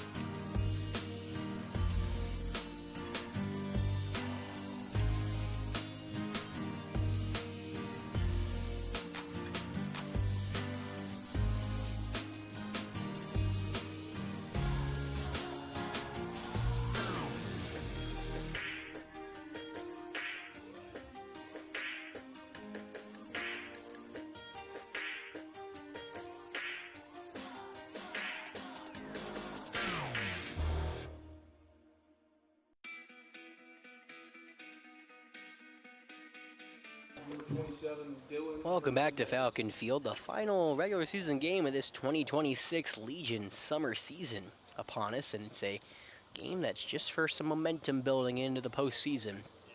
Sumter is won League Two, Richland finishing second, and now both teams trying to win this ball game just to push themselves into some momentum in the playoffs. Well, 6-4 lead for the 2-1-5. Dylan awaits in the right-handed box as Hudson Harris will kick and deal the first pitch. It's fouled back right into the mask of the home plate umpire. He looks like he's okay. It is strike one. That's a good sign there for the umpire. It's never fun when the ball gets shot right back into you, but shook it off like nothing happened. Southpaw will deliver the 0-1.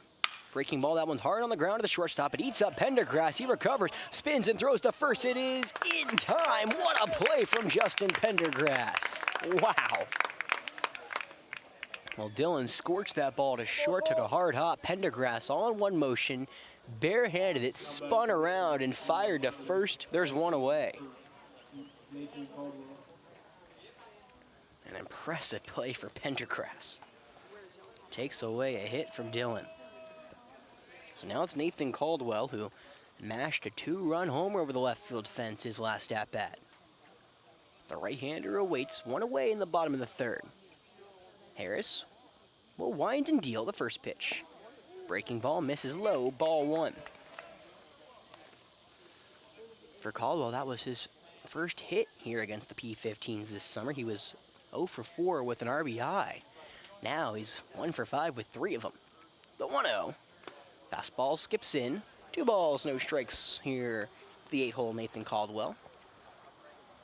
Due up for the 2-1-5 after Caldwell is Joe Ray. Then the lineup flips back around to Charlie Scott. Harris puts his leg back now. Will deliver the 2-0. Change-up called. Strike one inside third. Harris's wind-up. He works out of the stretch, but it's almost like a time of a wind-up because his, though Southpaw put his right foot back, and he'll wait on it for about 3 seconds before he goes home. Puts his right foot back, now steps and delivers the 2-1. Fastball runs in tight, 3 balls and 1 strike now. It's the first time the 2-1-5 have seen Harris. Very rarity now in game number 4 between these two. The 3-1. Fastball called, strike one. Low in the zone, and Caldwell will have to receive a full count pitch. On the other end, Lucas Price has thrown 4 scoreless innings coming into this game against the P-15s. Not as clean tonight. So bases cleared. 6-4 lead for the 2-1-5. Payoff on the way to Caldwell with 1 away. Delivering Harris. That ball is spoiled off to the right side, and we'll do it yet again. Caldwell with a late swing fouls it off. Then almost nearly the knob of the bat in a sense.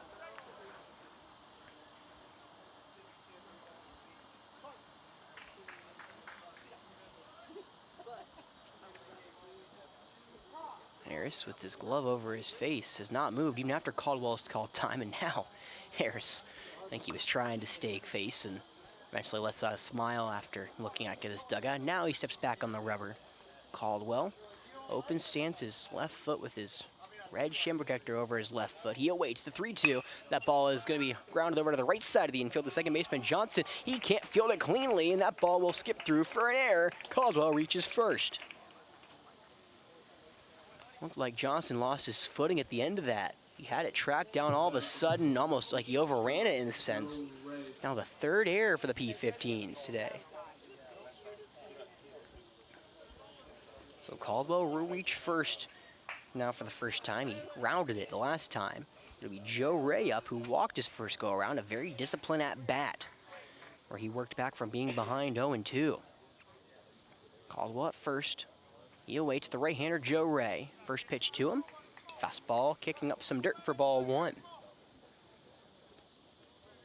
Well, the 2-1-5 have grinded out at-bats for Wyatt Monahan. He just couldn't get out of his own way, and Stanfield couldn't record an out. Harris has recorded 2 outs, but he's finding trouble now here in the bottom half of the order at the 2-1-5 lineup. The 1-0. Fastball called, strike one, low in the zone.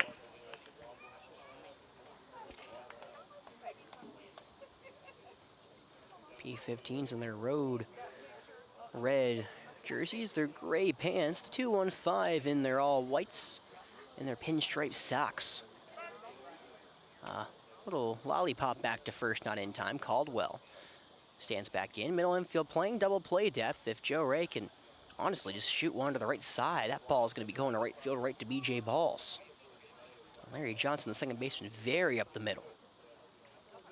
1 ball, 1 strike. Harris fires the pitch. That one is lined over to the right side.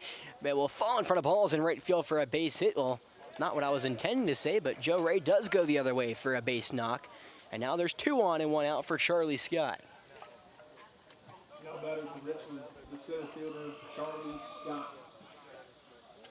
Instead of grounding one through the infield, he lines one instead, and Joe Ray does his job. As now Charlie Scott, he was reached base twice, a walk and a double today. The first baseman, Connor Carter, comes in. He knows the speed of Scott, even though this is the first time they've seen him.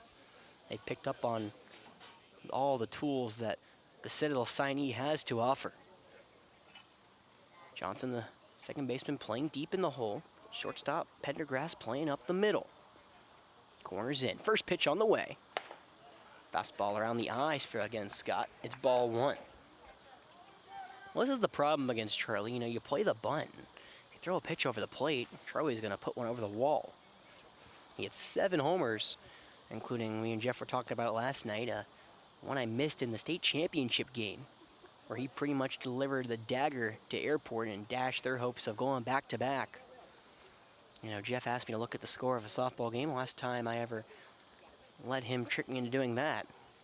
For those who are unaware of the joke, softball wasn't the state championship game as well, so it wasn't like that was an unimportant game. Flora almost was trying to win 2 state champs on the Diamonds. They did end up winning 1. Softball had a great run as well. First state champion in school history, state championship appearance in school history. They'll win their first one upcoming soon. The 1-0. Breaking ball in the left-handed box, 2-0 to Scott. Doesn't get much easier after, because the dangerous Alvin Murray III awaits on deck.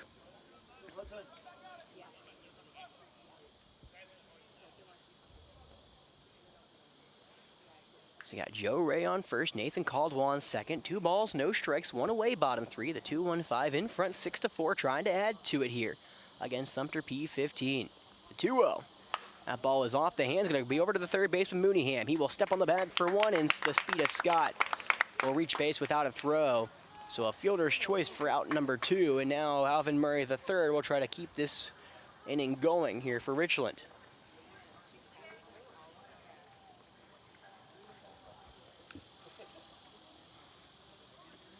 Charlie got eaten up on the inside of that ball. He will not get ruled a hit with that. As Caldwell technically is forced out at third. Well, now it's the southpaw Alvin Murray III. He's reached base twice today. Can he continue to have a solid summer and a nice game and really add on to the lead for the 2-1-5? First pitch.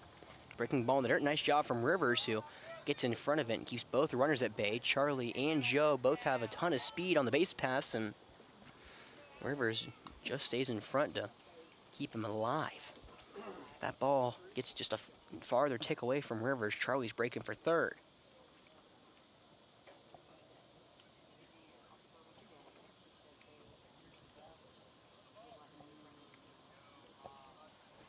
The southpaw, long pause. Harris delivers the 1-0. Swung through and missed. Change away. And it's 1 ball, 1 strike now.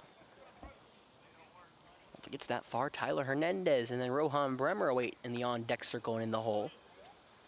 2-1-5 have put 2 runs across in the first, 4 in the second. Trying to get back on that scoreboard in the third. So far, they're blanked. 1 ball, 1 strike, 2 away, bottom 3. 6-4 lead for the 2-1-5 in the final game of the regular season. The 1-1. Change up away, snap back throw to second, and Joe Ray will break for third. The throw from second to third is going to be in time. Mooneyham tags him out, and Joe Ray and his secondary lead caught off third. His second time being caught on the base pass, and that will end the inning.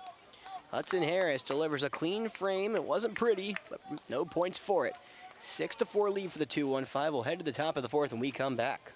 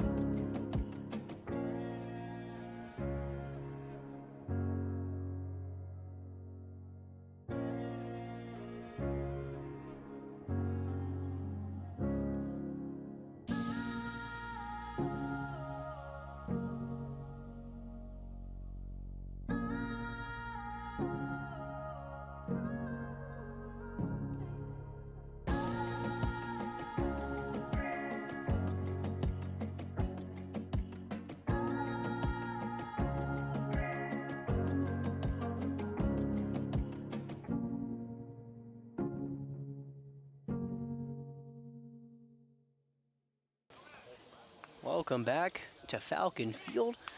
A 6-4 ball game for the 2-1-5, taken in to the 4th inning, and Lucas Price will return to the rubber. Interesting decision from Coach Dorsey. He's sticking with his starter, but he's known to do this. Coach Dorsey will run his starting pitcher off if he could, and right now he trusts Lucas Price to do so. It's 9-1-2, Mooneyham, Balls, and Bailey. First pitch to the right-hander from the southpaw is inside, a changeup, 1-0.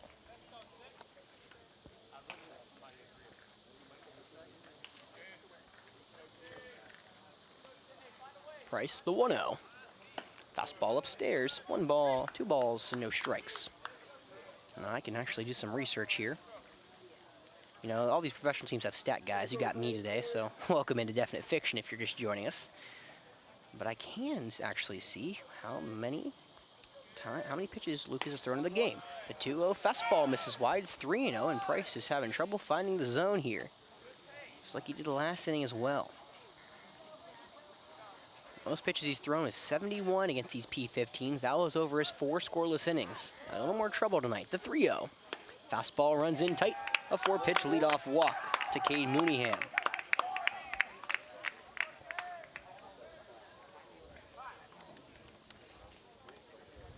And this one may be all for Lucas. It's another mound visit. He was, unfortunately for Lucas, not really competitive. And I think what really kind of did Lucas's in, which, you know, it's never fun for a pitcher. The break between that 2nd and 3rd inning, he really kind of messed up his rhythm, and that may be all. We'll be right back here. Could be a pitching change for the 2-1-5.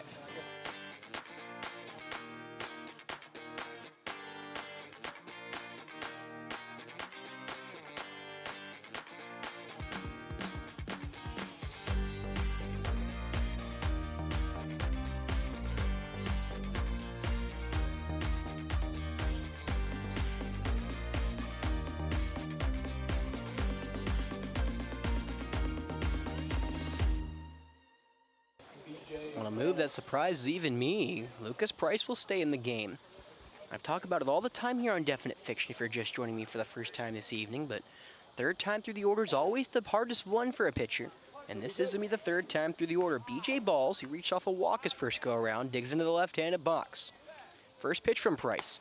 Fastball called, strike 1 right down Broadway, and eat my words, I guess, Alex. Lucas puts one right down the middle against Balls, who waits back on it. Balls 0 for 1, a walk and a pop out to the 3rd baseman, Nathan Caldwell, so far this evening. Pickoff back at first as Mooneyham was getting a pretty substantial lead over there. Keeps him close. Balls has had a great summer here against the 2-1-5. 6 for 13 with 6 RBIs and a walk and a hit by pitch. The 0-1 to him. Breaking ball low. 1 ball, 1 strike.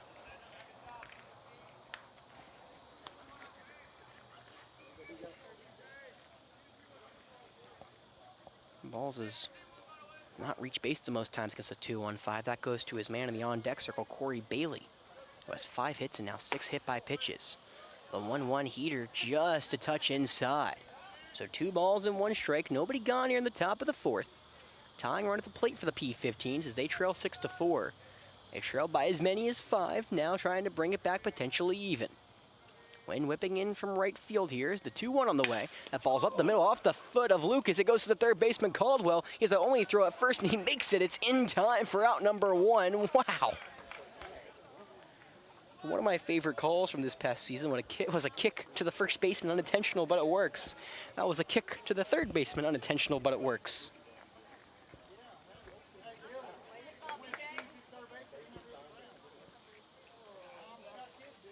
And I think now the talk is going to be exactly what, or no, they're not. That will be all for Lucas Price. BJ Balls laced one right back to the pitcher. It was off the foot of Lucas Price, and that will be all for him. The P15s will have the heart of the order against Wilkins Johnson when we come back.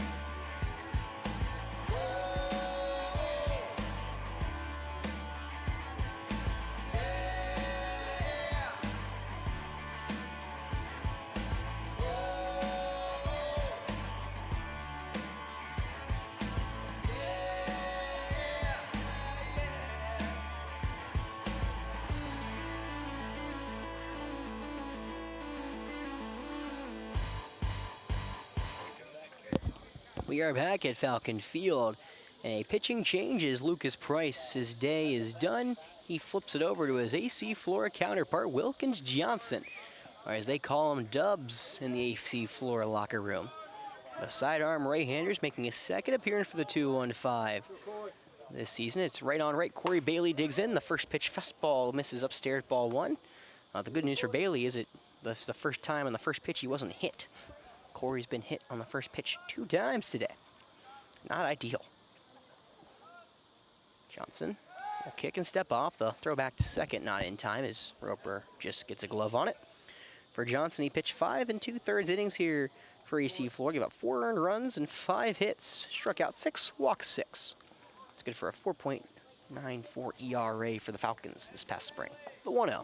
Fastball over the head of Bailey. He does not hit him, and it goes straight to the backstop. You know, Corey Bailey, he's now been hit by 17 pitches. That may be the first time he didn't want to get hit. So I said, you know, he's been on base the most time here against the 2-1-5. He's had 5 hits, 5 RBIs, and now been hit by 6 pitches. 2-0, that one shot foul right off one of the poles back here, back into the field of play. It is a dead ball. It's the first strike that Johnson throws, and count moves to 2 balls, 1 strike, 1 away here in the top of the 4th. P15s at the tying run at the plate. They have what will be the run lead cutter down to 1 over at third in the form of Cade Mooneyham, who reached off of a 4-pitch walk to begin the top of the 4th.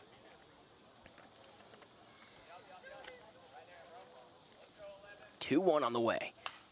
That ball is going to be shot foul to the right side yet again. Johnson comes inside. Bailey can't put it in the field of play. Now it's 2 balls, 2 strikes. This will be a big out number 2. Can Johnson find it? Wilkins, the younger brother of Adger Johnson. Both relievers here for this Falcon baseball squad. The 2-2. That ball is low, line to over the first baseman's head in the right field. Tyler, a good effort just out of his outstretched right arm. And it will be an RBI single for Corey Bailey, and the P15s have cut the lead back down to 1. Now batting number 1, Gavin Rivers. Well, Corey Bailey continues to torment the 2-1-5 this summer. An RBI single to right field, and that will be all she wrote for Lucas Price's line tonight. And I'll get you that in 1 second. Is now Gavin Rivers, who's been hit by a pitch and is an RBI ground out. He digs into the right-handed box. First pitch from Johnson's a slider that's tapped foul right behind home plate. 0-1. For Bailey, it's the 3rd time he's reached base today. He has been just a tough out all summer for the 2-1-5. Wilkins will take a step back off the rubber. All 2 good teams battling it out here at Falcon Field. The 0-1. Slider misses low. 1 ball, 1 strike. 1 out here in the top of the 4th. 2-1-5 have led since the bottom of the 1st, and now that tying run for the P15s at first. A 6-5 ball game here at the halfway point.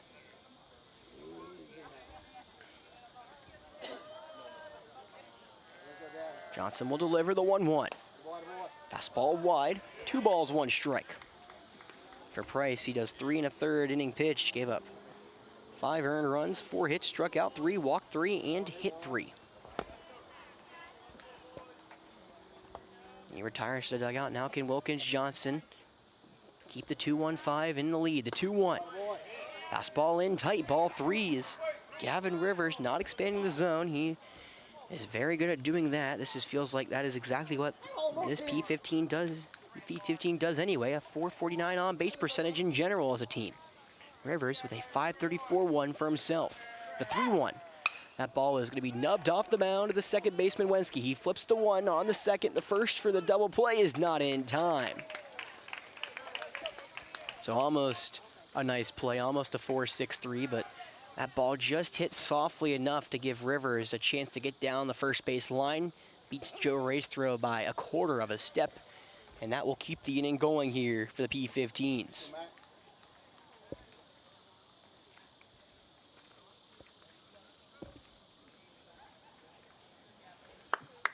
That was off the end of the bat. Roper made a nice job to get that flip into second because he had to make the double play. Can't charge it too hard. He does just that. Gets 1, but cannot get 2. So now Benson Elmore, the courtesy runner over at first. Mac McDaniel looking for a signature hit here against the 2-1-5 this summer. Pickoff to first, not in time. I talked about McDaniel's struggles here against the 2-1-5. It has not gotten any better tonight. 0 for 2. Grounded into a fielder's choice. Can he find it right here? The first pitch swung through and missed through an off-speed pitch right down the middle of the plate. That one fooled everyone, including McDaniel and myself. You were at the same place, don't worry. Gripping off the first is Benson Elmore, the 0-1. That ball is off the hands and popped and chopped foul to the right side, nothing in 2. Well, no balls, 2 strikes, 2 away here in the top of the 4th. Can Wilkins Johnson deliver in a big moment for the 2-1-5 and keep their lead intact?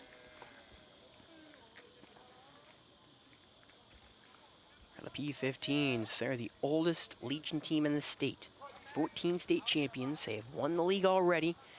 Now going for number 15. Trying to end the regular season off the right way. The 0-2.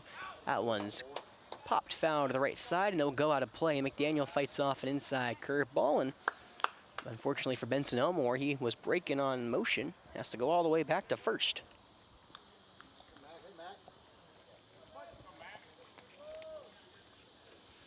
McDaniel behind, nothing in 2, still in the count. A 6-5 lead for the 2-1-5. Can Johnson deliver? He'll deliver home the pitch. That one's off the bat and fouled right back into the net. We'll do it one more time.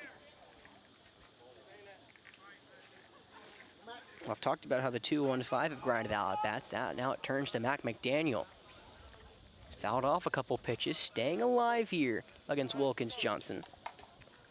Both rising seniors, Johnson for AC Flora, McDaniel for Sumter. McDaniel is black bat high above his shoulder. His open stance at the plate. He waits. The 2-0-2 is called. Strike 3. I can't get the words out of my mouth, but Wilkins Johnson puts the pitch on the outside part of the plate for strike 3. The P-15s get one of those runs back, but the 2-1-5 maintain their 1-run advantage. 6-5 going to the bottom of the 4th.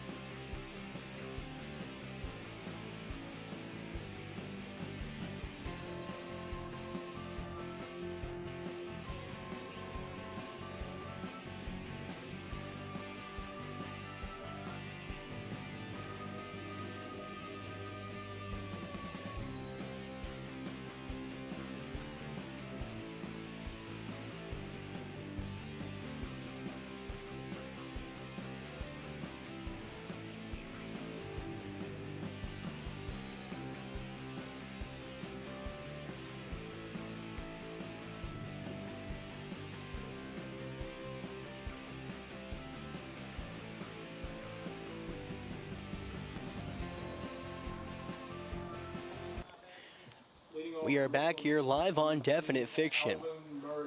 The 2-1-5 and P-15s doing battle here right in front of you. And so far, Hudson Harris doing his job, has come into the big spot in the third, got out of the jam, or the second got out of the jam, and then here in the third went 4 up, 3 down in an unconventional way. Now he gets the heart of the 2-1-5 order. He gets Murray, Hernandez, and Bremer. 2-3-4. Left on left here to begin the bottom of the 4th. First pitch. That one's charging to right field, but right at B.J. Ball. So he takes a couple steps in and makes the one-handed grab for out number 1. Murray had the launch angle, but looked like he reached for it just a bit. And now there's one away for Tyler Hernandez. Well, the 2-1-5 had their way with Stanfield and Monahan, but unable to find any success here against Harris. We'll see if Tyler Hernandez can do just that. Another left on left here as the P15 bullpen has been all lefties today. Only one pitcher in this game has been a right-hander. That was Wilkins Johnson. Harris will deliver first pitch. Fastball up and away, ball one. Well, for Harris, he was a starter for Lawrence Manning Academy. Gave up 15 earned runs over 14 in the third inning, a 7.32 ERA. He is coming into his own this summer, though. The 1-0. Fastball just a touch below the knees. Just a little low, so 2 balls, no strikes now with 1 away in the bottom of the 4th. Can Harris keep the P15s closer? Can the 2-1-5 balloon the lead back up a couple more? Harris will deliver the 2-0. Fastball, that one's just missed. It's popped foul right back into the net, and Tyler got to put his head up. He knew it. And trust me, Tyler can make you pay if he gets a hold of one. 4 homers, 34 RBIs for the 2-1, not the 2-1-5, the Falcons. He had an incredible senior year. All-state two-way player. 2-1 on the way. Breaking ball. Stays wide, so 3-1 now to Tyler. He was voted the State Midlands Player of the Year for what he was able to do at AC Flora this past spring. He awaits in the left-handed box, the 3-1. Fastball just away. A 5-pitch walk to Tyler, who walks for the 2nd time this evening. Let's remember when I said it when Stanfield came in, and now I'm saying it with Harris. For Tyler, if you're going to try to get him to expand the zone, good luck and good night. He does not. And now it's Rohan Bremer, who is 0 for 0. A walk and a sacrifice fly. Sumter trying to communicate on the diamond, saying roll it for 2.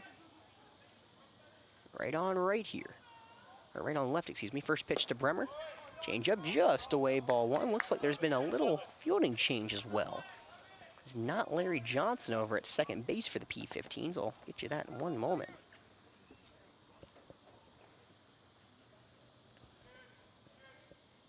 Long pause as Bremer awaits the 1-0. Change up called, strike 1. Dialed up in the middle part of the zone. It was a nice placement from Harris. Freezing Bremer momentarily, so 1 ball, 1 strike, 1 away in the bottom of the 4th. Pick off to first. Harris will lollipop that one back to first. So it is Mike McKinnon who relieves Larry Johnson of his duties at second. Everything else staying the same.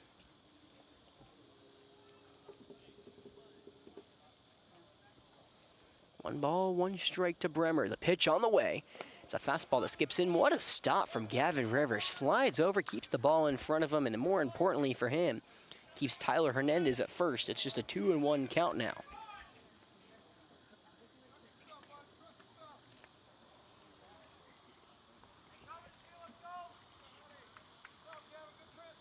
Or Matthew McKinnon, excuse me, not Mike McKinnon. Harris kicks and deals the 2-1. Swung through and missed. Bremer looking to put one over the fence. Has a big-time whiff through an outside breaking ball.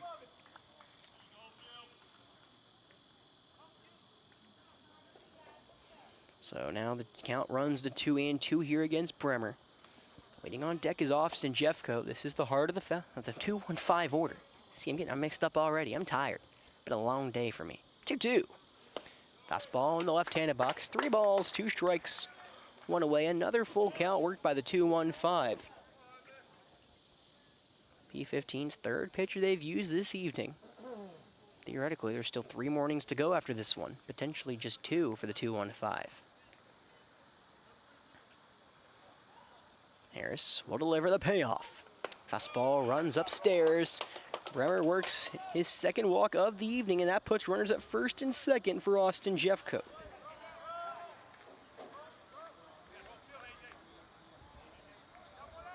Now batting position, number 12, Austin Jeffcoat. Austin Jeffcoat, who has been hit by a pitch and struck out in his 2 plate appearances thus far. Will have a chance to do some damage for the 2-1-5. 6-5 lead for the 2-1-5 over against the P15s. Sumter has already won the season series. They're up 3-0 in the series. The 2-1-5 trying to get some revenge at the end of the year, bring some momentum into this playoff push that they're hoping to make. The defending Legion State champs against the oldest team in SC Legion ball. Stories write themselves. The right-hander awaits. Harris will glance and will deliver the first pitch. Fastball that skips in the dirt. Nice stop from Rivers. He has been the MVP so far of this P15 defense this evening. His elite defense behind the dish has kept at least now 2 runs off the board for the 2-1-5.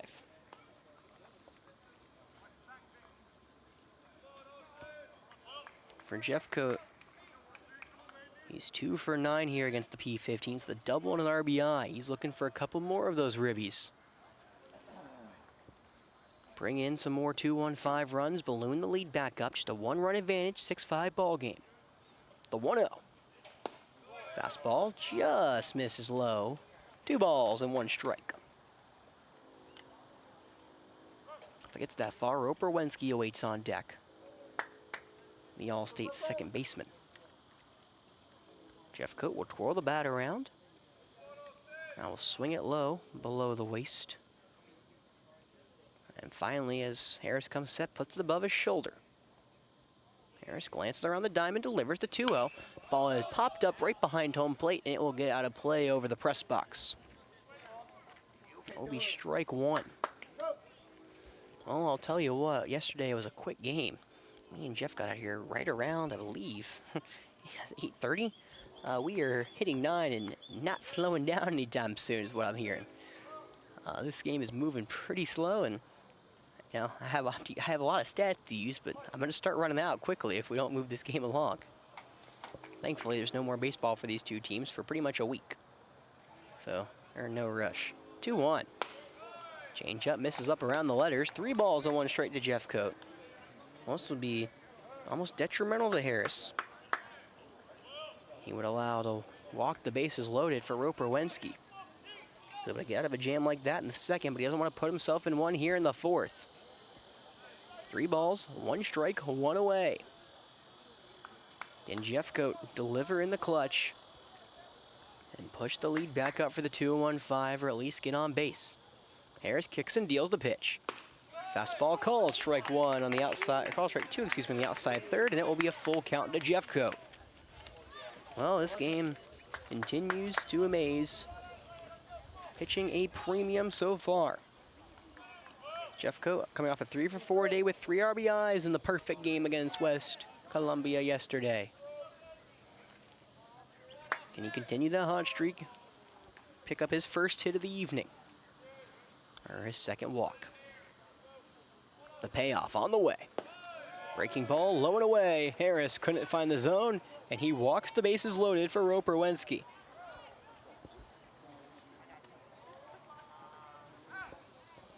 Well, now another mound visit here for the P15s. Tyler walked, then Rohan walked, and now Austin Jeffcoat walked. 3 straight walks load him up for the 2-1-5. Potentially a pitching change. We'll see when we come back.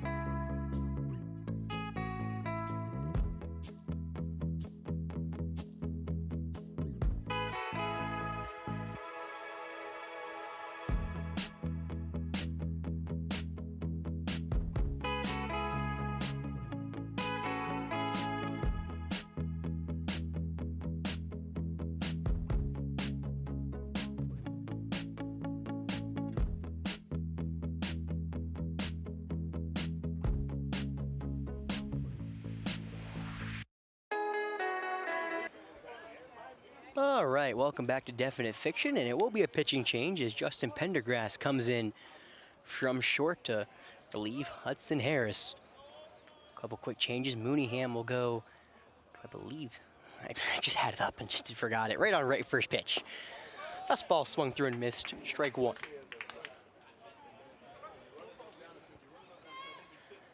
So it is McKinnon going from second to short, Mooneyham going from third to second, and Mac McDaniel entering the game at third. There we go, Alex. First try. 0-1. Fastball up around the letters. 1 ball, 1 strike. That's what I get for trying to go to the bathroom during a pitching change. I have to run back and figure everything out. So 1 ball, 1 strike, 1 away here. Bottom 4. 2-1-5 over 1 run advantage, trying to balloon it a little bit more. The 1-1 swung through and missed. Fastball in the dirt. Strike 2.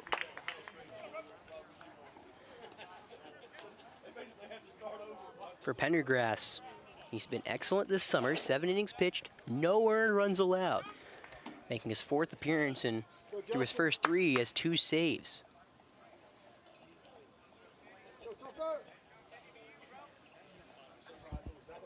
Pendergrass, the Claflin Panther, trying to get out Roper Wensky, the 1-2. Breaking ball stays up and in, ball 2, 2 balls, 1 strike.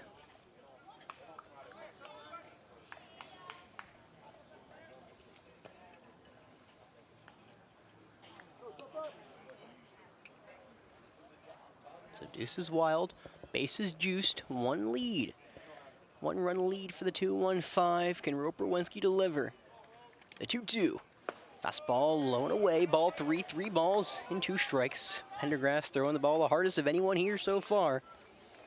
He's in danger of walking Roper Wensky, and that would also walk in a run. Roper so far 0 for 2, has flown out and reached off of an error this evening. And the call to Charleston, signee, find it here. Roots a big hit. The payoff on the way. Fastball is spoiled on for the right side, a pop out of play, and we'll do it one more time. For Pendergrass, this will be his first appearance on the rubber against the 2-1-5. Roper in this series, just 2 for 11 with a double and 2 walks. Looking to record his first RBI here against the P15s. The payoff on the way. Fastball swung through and missed.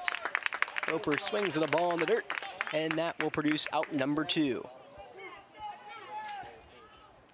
Now batting number 27, Dylan Hernandez. So now Dylan Hernandez, who has hit against an unbelievable amount of velocity in his summer season. One of the big things he was telling me that got him looked at by Calder Charleston, he turned on an Auburn commit throwing 95. See if he can pick it up right here, right on right. Can Hernandez deliver?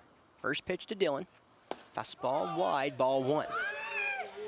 Yeah, I want to see a radar gun. I know we're showing him a little bit more in this school year, but summer ball doesn't have much on radar guns. I'd like to see what he's throwing. It looks like at least high 80s, if not low 90s. And for Pendergrass, he had 6 appearances on the rubber for Claflin this past season. 1-0. Fastball low, 2-0. Now those appearances were not a part of what I would say are unfortunately great for him. 24 earned runs over 10 and 2/3 innings pitched, but he's been able to hone it in here this summer, just allowing 6 hits over now 7 1/3 innings pitched. He's behind Dylan, 2-0. He'll kick and deal the pitch. Change up in the dirt. He falls behind 3-0. Well, Dylan, just like his brother, will not expand the zone now that often. He had 21 walks this past spring for Flora. Looking for what potentially would be his 16th RBI this summer. You know, he's only hitting 250, which, you know, by Dylan said he's been sucking at the plate. Yesterday was not a part of what I'd call sucking. 2 for 3 with a double, a triple, and 6 RBIs. He awaits the 3-0. Fastball misses wide, and that will walk home a run.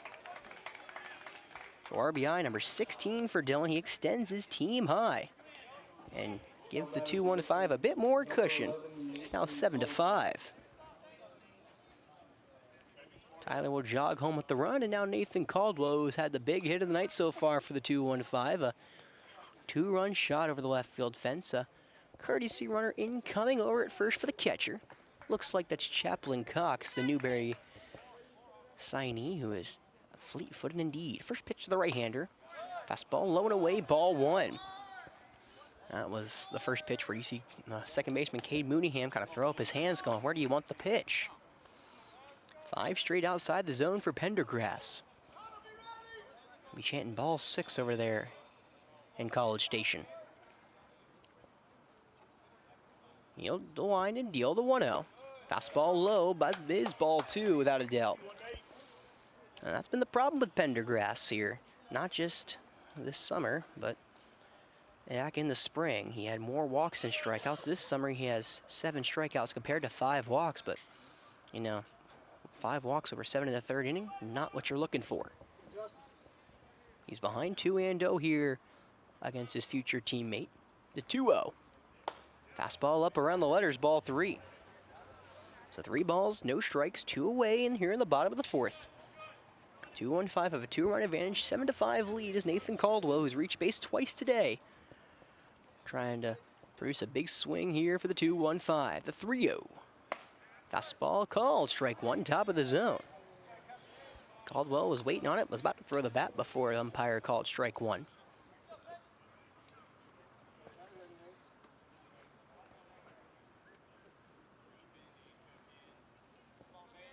The 3-1 on the way from Pendergrass is the fastball. That one's clubbed in left center field, coming on is Bowden. The center fielder has a read. It makes the one-handed grab to retire the side. Well, Caldwell just hit it off the end of the bat. Was potentially a little, maybe a centimeter or 2 from a home run, but instead leaves them loaded, and it's a 7-5 lead for the 2-1-5. Going to the back half. We will come back.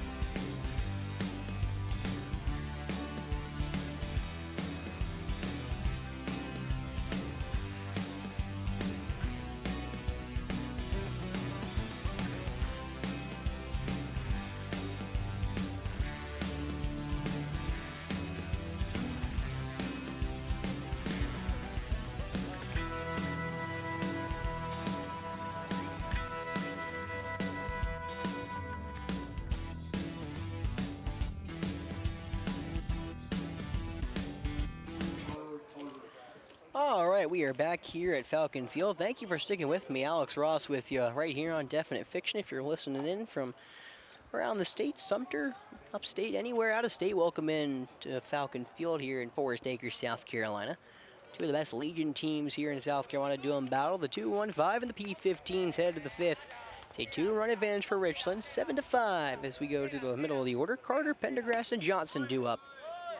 As Connor Carter waits and takes ball 1 on the outside. Right on right here is Wilkins Johnson back to the rubber. He got 2 big outs when he was called on a relief last inning. 1-0. That ball was rolled over to the third baseman. Caldwell waits back on it. Takes 1 step, throws to first, and he gets the out. Easy does it, 1 away. Now batting number 4, Justin Pendergrass. So now Justin Pendergrass up. Pendergrass did his job on the mound, only allowed 1 earned run. That was not attached to him. And so far at the plate, he's done just that, 2 for 2 with 2 singles as well. He is having an excellent game and series here against the 215.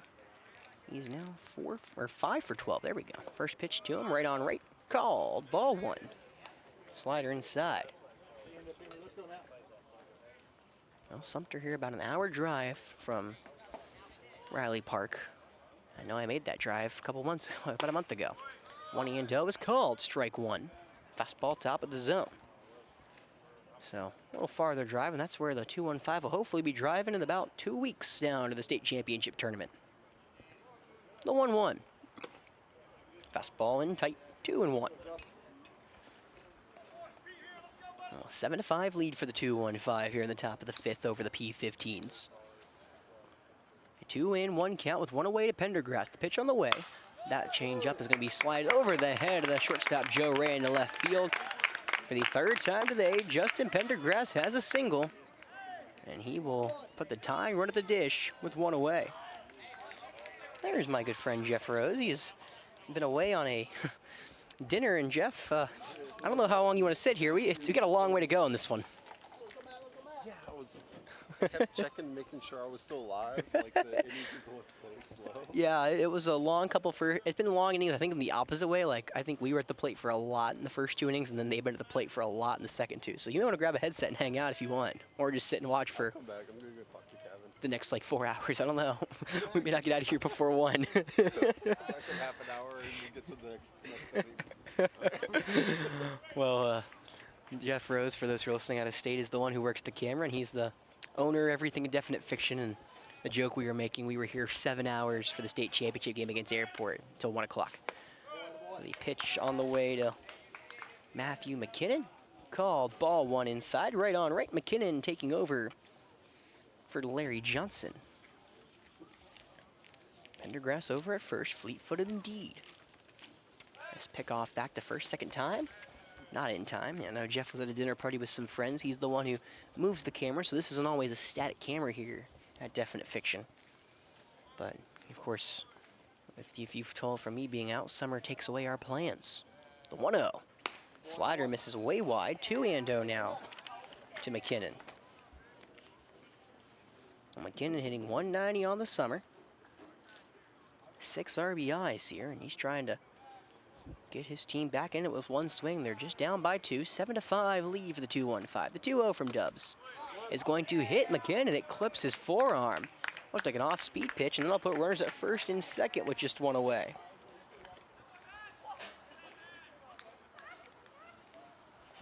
Well, for the P15, it's been errors that have been their undoing. Now for the 215, that is the 4th batter that Richland 215 pitchers have hit. So now a talk for Coach Dorsey. Maybe he's, the only thing I can think of is potentially trying to talk to the umpire about them leaning in. The only reason that he would potentially come out after a hit by pitch. Either way, now it's Bodie Bowden, who struck out swinging his last go-around to end the threat in the 3rd for the P15s. Showed the frustration afterwards. So Dub's going to have to attack him here. First pitch is he shows bunt. It's high and in for ball 1. He just gets the bunt back, and Dylan thinks he went around. Dylan's usually not adamant about that, but he was there. And now Coach Dorsey going to come out. Oh, Dylan's saying it hit his bat. So that's what Dylan said. No, we had an interesting discussion here earlier in the state championship game, and say he went right around. So it is strike 1.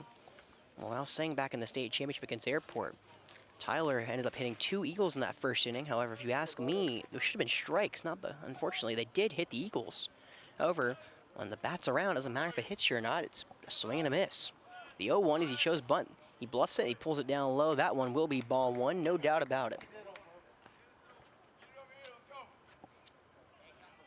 It doesn't matter if it hits you. If you go around on the swing and miss, it doesn't matter if it hits you or not or what it does. You swung and missed. The 1-1, showing bunt again. He puts it right back down to the pitcher. Johnson will throw it to first as no one's covering first, and that will be an infield single. Looked like Tyler kind of got lost over there in the shuffle. And now, this is the fun part of why is Tyler upset over there. Roper looks like he may be coming out of the game. Maybe wasn't supposed to be covering, was not covering. Either way, will be a substitution. That probably was what they were talking about. So a substitution live on Definite Fiction. Bases loaded now with just one away. Look, probably what happened. It probably wasn't. It looked like it might have been Roper more than Tyler, as Roper took a second to get over there and cover the bag. Right back to the pitcher, and Dubs would have had out number 2 and said it's bases loaded with just one away, as Jackson Williams will come and relieve Roper at second. Williams, the rising senior at Spring Valley. So Cade Mooneyham will step in with the bases loaded. Infield single technically for Bodie Bowden, so he's now 1 for 3. Mooneyham's reached base on a double and a walk. Right on right here, Mooneyham will wait to the first pitch. Fastball called, strike 1, air third.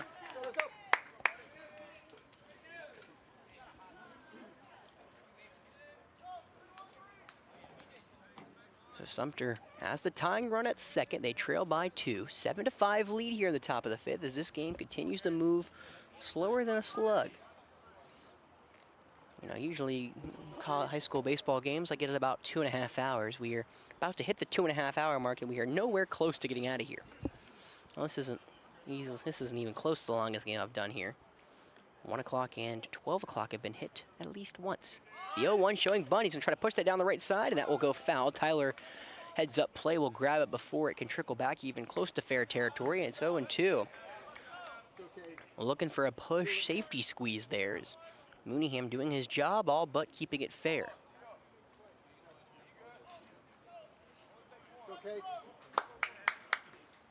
So no balls, 2 strikes, 1 away in the top of the 5th. Johnson 1 pitch away from getting a big out number 2, but the top of the lineup looms with B.J. Balls. The 0-2, breaking ball hits him in the back. That is the last thing Wilkins wanted to do, and that will walk home a run. For the 5th time, P15 batters have been hit. That's an RBI hit by pitch at that, and it's a 1-run ball game yet again. 6-7 in favor of the 2-1-5, but this will bring out a mound visit for Dubs. A couple bad pitches just did not go his way, and we'll be right back here on Definite Fiction for the mound visit.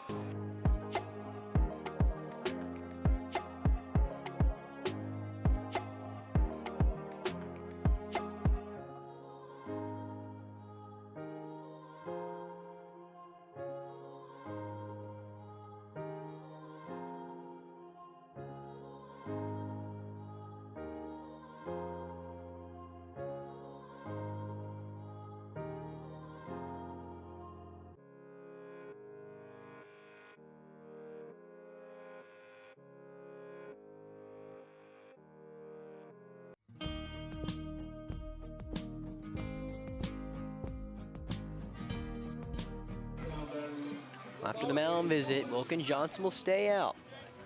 29 pitches, and the bases are now loaded.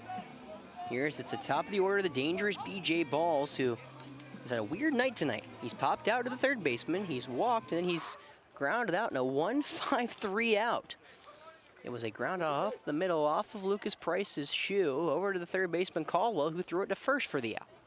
However, B.J. Balls, if you say is due, the southpaw waits. First pitch, fastball up and away, ball 1. Balls comes in with 16 RBIs and a homer to boot. He was 2 for 3 with a double and the loss on Tuesday against West Columbia. The 1-0. Breaking ball misses wide, ball 2. No one up in the 2-1-5 bullpen.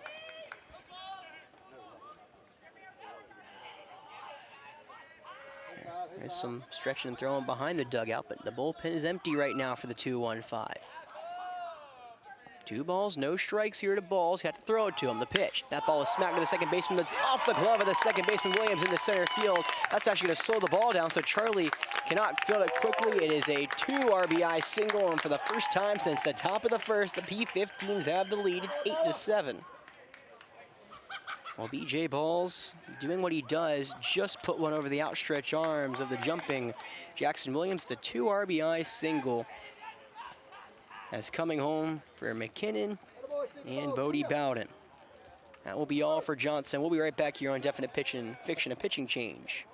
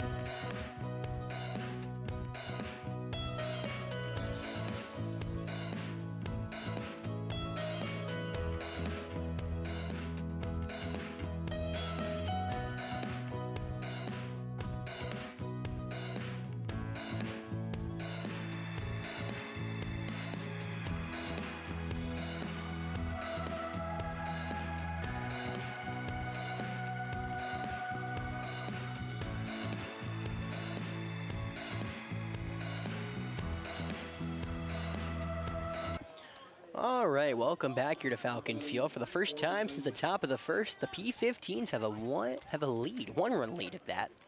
It's 8-7 in favor of the P-15s. One away is now Joe Ray will enter the game. On the rubber, Joe Ray is pitched against the P-15s. As a bunt laid down to the left side, gonna be a tough play. Bailey gonna go to third is Ray, and that he does get the out. Wow, Corey Bailey puts a great bunt down, but Joe Ray, a heads-up play, acting like a shortstop on the rubber, makes the out number 2. That was a horrible call from me, but we'll make it work. The bunt was put down to Joe Ray, the pitcher. Bailey put a good bunt down as he raced down the first base line. Joe Ray had no play other than third, so he spun around, made the play at third. Gets the force out as Mooneyham can't reach the bag in time. Balls goes to second, Bailey at first, so now 2 away, 2 on for the right-handed Gavin Rivers. Welcome back. We are good. Well, it was the first time Bailey has not recorded a successful plate appearance. That was a fielder's choice, but he will not get effort for the hit. First pitch now, right on right. Breaking ball low, ball 1. Well, Joe Ray pitched game 3 here against the P-15s, where he went 4 innings, about 4 earned runs in the loss. He struck out 5, though.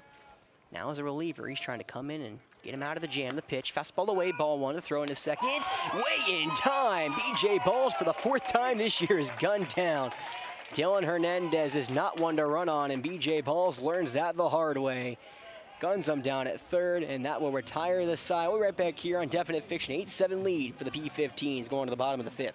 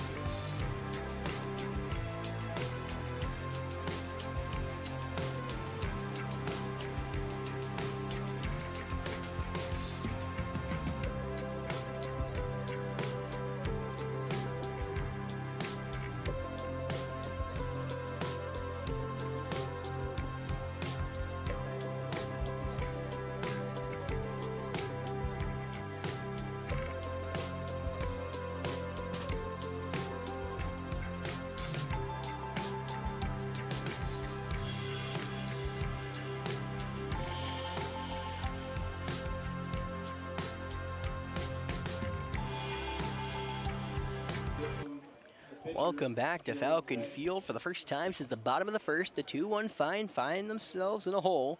It's a 1-run lead here for the P15s, and it's 9-1 and 2 due up. It's Joe Ray, Charlie Scott, and Alvin Murray III. As I lose half my papers. A little gust of wind took it in, so maybe guest appearance for me for 2 seconds. Right on, right here is Pendergrass back out for some more fun. He'll deliver to the opposing pitcher. That first pitch, that one's set into deep center field. Bowden ranging back at the wall. He looks up, and it is it caught? Yes, it is. Wow. Bodie Bowden just makes the play. And so, hold up. Now there's going to be a question. Home plate umpire called him out. Field umpire called it a hit. So now the question is, what happened? Joe Ray's at second. And Coach Dorsey trying to plead his case. We will wait for that, as it's one of the hardest hit balls Joe Ray has hit. And here on Definite Fiction, he sent that to deep center field. And we will. And so it is going to be an out. Nice play from Bodie Bowden, who steals a hit, an extra base hit away from Joe Ray at that for out number 1. Well, Joe Ray, not known for his power, but almost delivered a hammer there. Instead, there's one away now for Charlie Scott. He 1 for 2 with a double, a fielder's choice, and a walk today. The right-hander awaits first pitch. Pendergrass throws the changeup. He misses in tight for ball 1. Well, Coach Dorsey, trying to help Joe Ray out, was unable to successfully appeal. 1-0 the pitch. Fastball low and away, ball 2. This is dangerous for Pendergrass. You don't want to throw Charlie Scott a pitch to hit. Again, we've been looking for this for a while, potentially a draft pick here in the upcoming Major League Baseball draft this weekend. The 2-0. Fastball low, ball 3, and talked about it a little yesterday. South Carolina has been loading up that draft with prep players. Taj Marchand looks almost to be a lock to go in the first round. I heard Tampa Bay Rays. Carson Bowman for Southside Christian potentially will be a late first-round pick, and then Bo Lawrence will be a second, third rounder. The 3-0. Fastball called, strike 1 inside third of the zone. The talent that South Carolina's putting on the baseball field is starting to get up there. We're going to have some dangerous players next year as well, including one Connor Wells. 3-1. Fastball low and away this time, and no doubt for ball 4 in a sense, and that will be a walk to Charlie. Well, the right-hander will have a chance to potentially see how close he can keep Charlie Scott at first. First time for these 2-1-5ers. They'll get a right-handed pitcher, and this may give Charlie Scott a chance to go to second. It'll be Alvin Murray III, who reached base off an air. He's also singled today. The southpaw awaits first pitch. Fastball called, strike 1. It's the bottom third of the zone. For Charlie, just has 7 stolen bags this summer, but back in the spring he had 26 for AC Flora. He can fly. The 0-1, and the dirt. Rivers in front of it again. He has been excellent behind the plate. There's not a lot of pass ball this evening, and he is saving his pitchers. Again, that ball gets farther away. Charlie Scott breaks for second, and the 2-1-5 of the tying runner in scoring position. Instead, it's an 8-7 lead for the P15s. 1-1 the count, 1 away in the bottom of the 5th. We have passed the 9:30 mark here at Falcon Field. The pitch on the way. Breaking ball in the dirt. Again, Rivers slides in front of it. Gavin Rivers is having himself an excellent game, a highlight reel game behind home plate this evening. Another ball that could have easily skipped away. Instead, Charlie is still at first. So 2 balls, 1 strike. Scott has not tried to go from first yet. It's the top of the 2-1-5 order, the 2-1. Fastball just misses away. 3 balls and 1 strike to Alvin Murray. Murray, the Cardinal Newman graduate, playing now his 2nd straight summer here on the senior team for the 2-1-5. Pick off back at first time that Pendergrass has checked on Scott. Not time to get him. For Murray, he has been a part of this 2-1-5 program forever, but Again, back-to-back parts of what hope to be deep playoff runs. Last year was one of the integral parts of that state championship. The 3-1, that ball is chopped over to the right side and snagged by maybe Coach Bates over there, can't tell. Either way, it's gonna be a full count now to Murray. For Pendergrass, he's still yet to allow an earned run come across here in his Sumter season. 3-2 the count now to Murray. He'll deliver the pitch. Charlie goes, that ball up the ground, up the middle. It's off the glove of Pendergrass. The second baseman, Mooneyham, delivers the throw to first for out number 2. You can tell Murray's frustration. He smacked that decently well, and unfortunately the glove of Pendergrass slows it up enough for Mooneyham to make the throw to first for out number 2. And now 2 away for Tyler Hernandez, tying runner at second.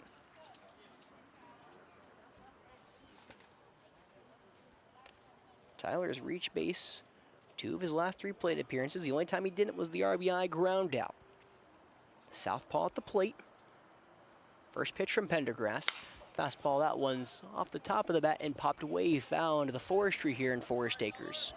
0-1. Well,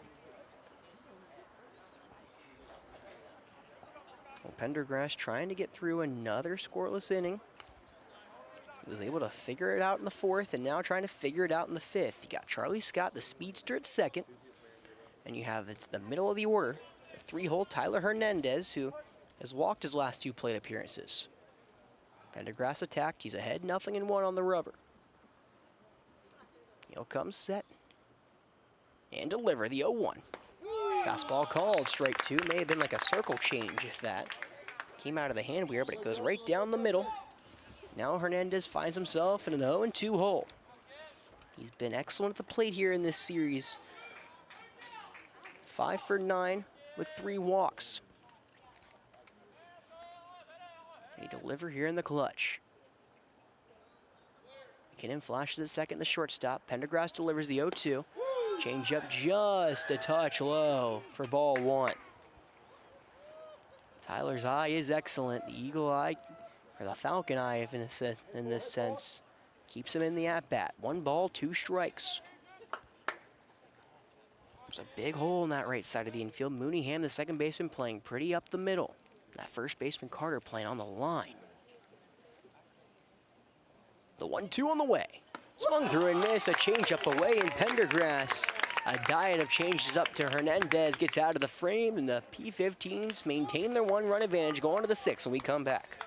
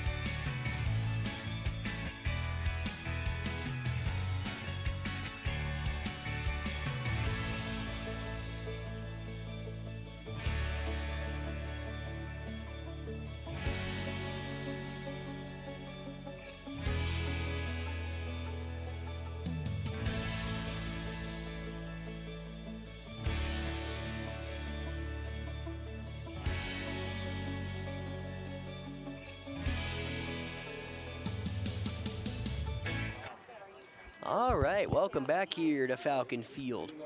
An 8-7 lead for the P15s goes into the top of the 6th. It'll most likely be a 3-hour affair here between the top 2 teams of League 2. The P15s trying to sweep the 2-1-5. It was an early lead for the 2-1-5, up 6-1 through 2. Then it's been the P15 scratching and clawing, and they fall all the way back.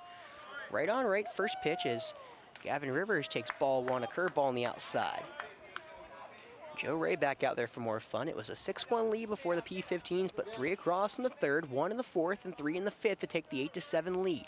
1-0. Swung through and missed. Fastball up and away. 1 ball, 1 strike here to lead off the top of the sixth.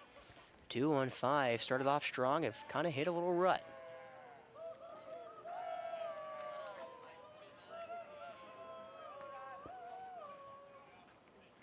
Joe Ray delivers the 0-1-1 called strike 2. That curveball slotted in beautifully in the inside third.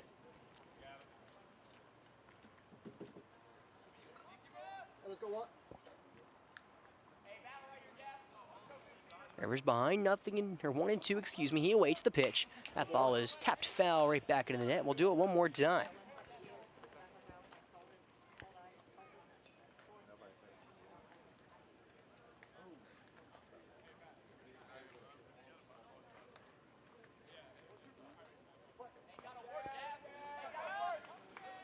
Joe Ray delivers the 1-2. Slider just a touch away. Good eye from Rivers. 2 balls, 2 strikes. Rivers has reached base 2 out of 3 times. There's an RBI hit by pitch, grounded into a fielder's choice back in the fourth, and an RBI ground out back in the first. The 2-2 on the way. That one is a missile out to left field. Going back is Jeffcoat toward the track. It makes the grab for out number 1. Well, a hard line out to the left fielder. It sounded good off the bat, but it does not come close to getting out of here. There's 1 away. It's happened a couple times. Joe Ray, that pitch looked like he got a lot more of than he did, and I believe it was when I think it was either Murray or Jeffcoat out to right field. I thought they got a lot of it, and they just didn't. Rivers a missile out to left field, and Jeffcoat made a nice plant. So there's 1 away now for Mac McDaniel. He's 0 for 3 today, a strikeout, a fielder's choice, and a ground out. That was an excellent play from Caldwell. The right-hander swings and misses through the curveball. It's 0-1.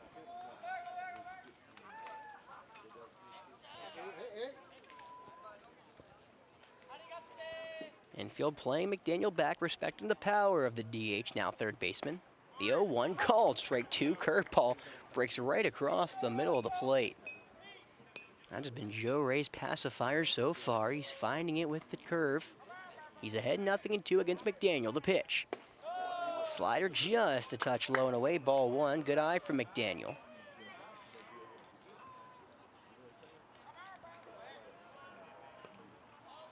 One ball, 2 strikes. Ray kicks and deals the pitch. Curveball, that one's set in a deep left field. Jeffcoat ranging back, looks up, and it is off the wall. It will stay in the yard as Jeffcoat will get it in, but it's a stand-up double for Mac McDaniel off the left field wall. That one looked like it may have been gone. It just missed by being a homer by maybe a foot or 2.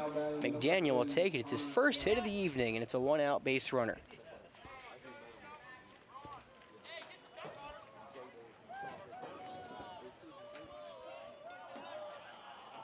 Well, McDaniel finally gets the monkey off of his back. Was 0 for 3 before that swing. Now Connor Carter. First pitch to the right-hander called. Strike 1, change up low in the zone. For Carter, he single, struck out, swinging and grounded out so far this evening. 8-7 lead for the V15s, trying to add some insurance. McDaniel over at second. Joe Ray will step off and look McDaniel back. He had him off the bag, but no one was covering. The 0-1. Breaking ball low. 1 ball, 1 strike.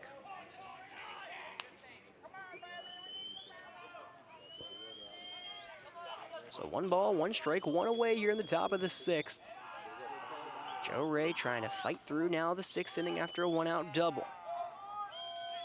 Ray kicks and deals the pitch. It's popped foul to the right side. It's going to be 1-2. I will say, it is funny how baseball works. I thought Rivers got a better swing on the ball than McDaniel did, but McDaniel's went off the wall. Rivers went into a glove. Baseball.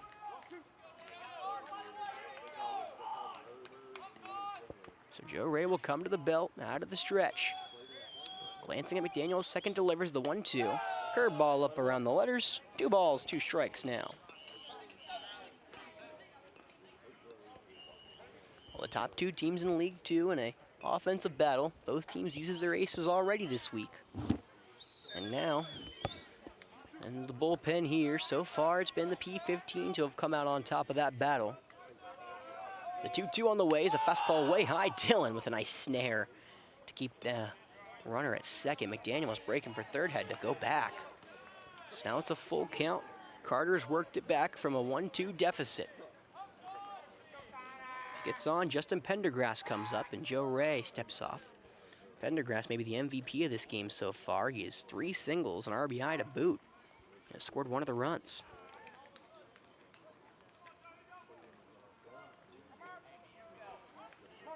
Three balls, 2 strikes. Williams, the second baseman, flashes. Ray delivers the pitch. That ball is a hard liner. Fast, the outstretched arms of the shortstop. Mac McDaniel freezing on contact. Will have to stay at second after Charlie Scott quickly gathered the ball, and I mean, he would have thrown a strike to third, and McDaniel probably made a smart play. He would have been out. Well, some hard contact here against Joe Ray. Joe Ray's making some good pitches, but P-15's barreling him up right now. So now it's Justin Pendergrass, who's 3 for 3 with 3 singles today. 2 to left, 1 to right. Right-handed pitcher waits the first pitch. Change up on the ground, bounced on the left field line. It will go foul. Well, the P-15's ahead by 1, 8-7 ball game here at the top of the 6th. 0-1 the count with 1 away. 2-1-5 trying to get back to the dugout. They'll have 4, 5, 6 up against Pendergrass in the bottom of the 6th, but trying to get there without being too much of a hole.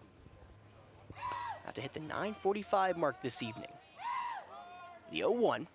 Breaking ball, that one's sliced foul to the right side. It's 0-2. It's a nice summer night here in the Midlands. No cloud cover as the lights are fully engulfing Falcon Field now. Nice little breeze here as well.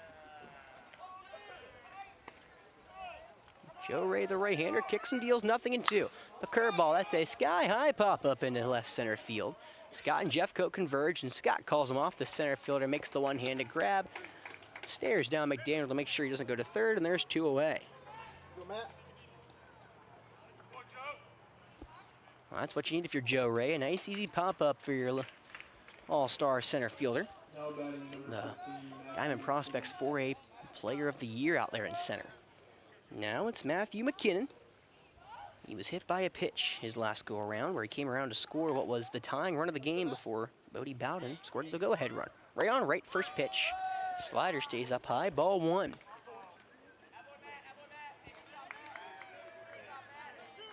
One ball, no strikes, 2 away in the top of the 6th.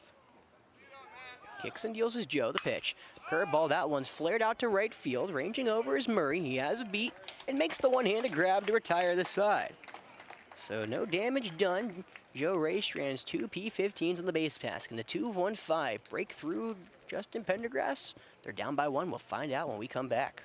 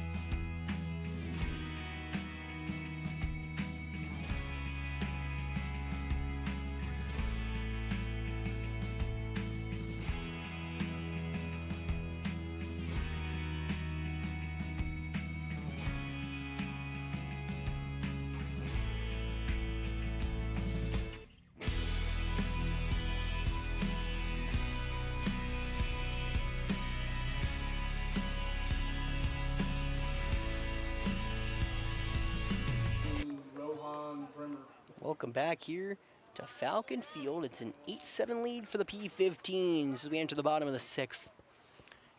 Just 6 more outs with the 2-1-5 to play with, and it'll be 4-5-6 Rohan, Jeffcoat, and Wensky. Or excuse me, not Roper Wensky. It was going to be Jackson Williams due up. Williams took over for Roper a couple innings ago. Right on, right first pitch is a curveball that hits Rohan in the back. Oh, in a sense of kind of reverse psychology, in a sense. The 2-1-5 get a batter hit. Rohan Bremer reaches base for the 3rd time today. He's walked twice and been hit by 2 pitches. So now Austin Jeffcoat up, and looks like there'll probably be a pitch runner for Rohan Bremer. Yes, there will be. I believe that is Asher Robinson in the game at first. No, it is not. No, it's Chaplain Cox who is running for Rohan Bremer. Cox has been used as a pitch runner, or a courtesy runner, most this evening. But now Cox, who is very quick, one of the fastest 40 times the state has to offer in the baseball diamond, along with Charlie Scott. So Cox relieves Bremer. Bremer can come back in the game later. It'll be Austin Jeffcoat right on right here. First pitch, that ball is smacked foul right back into the net. 0-1 as Pendergrass threw a nasty heater.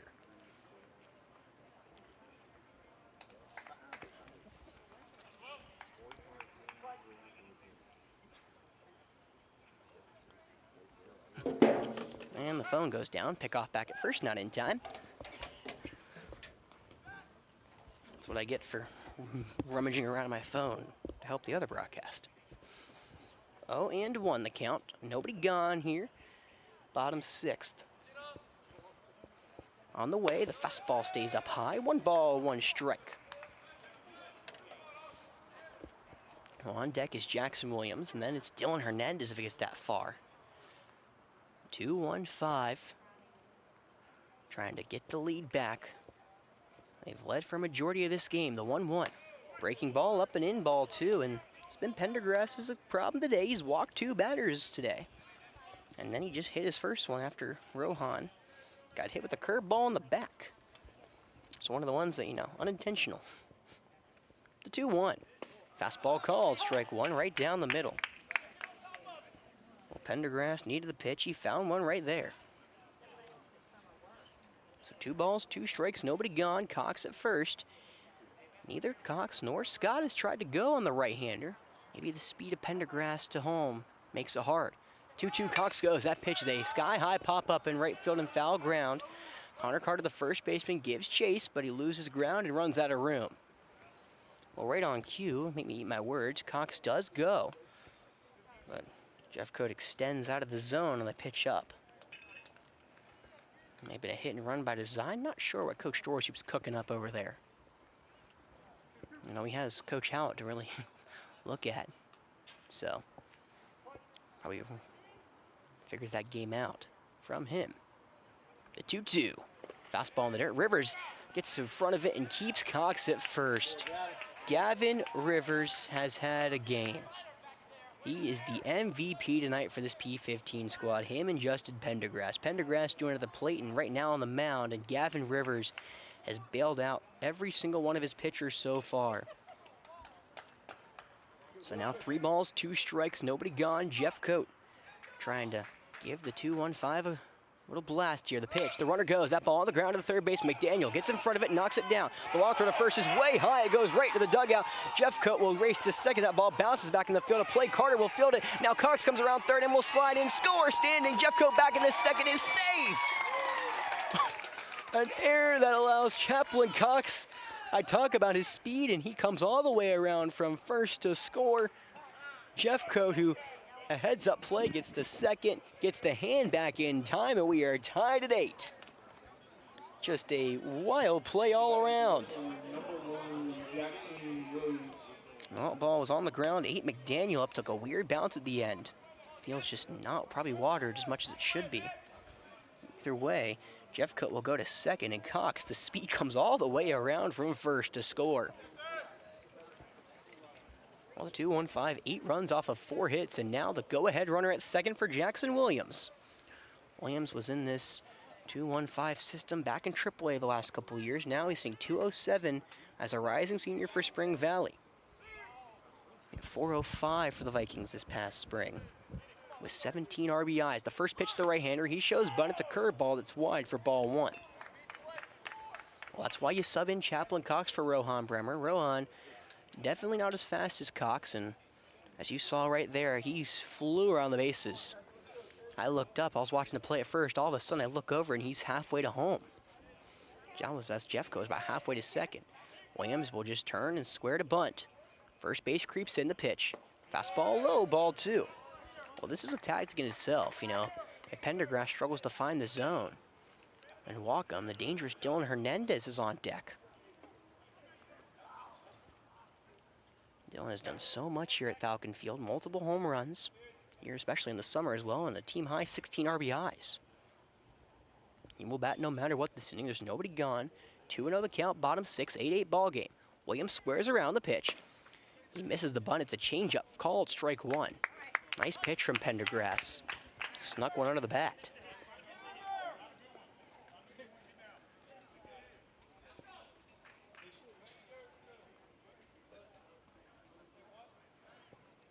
Corners creep in, even the middle infield creeping in. It's Mooneyham on near the edge of the grass. Only players playing normal position is the shortstop McKinnon. Williams squares around yet again, the 2-1. Bunted right back down to the pitcher. Pendergrass looks at third. He throws to third to Jeffcoat. Not in time. Jeffcoat slides past the tag.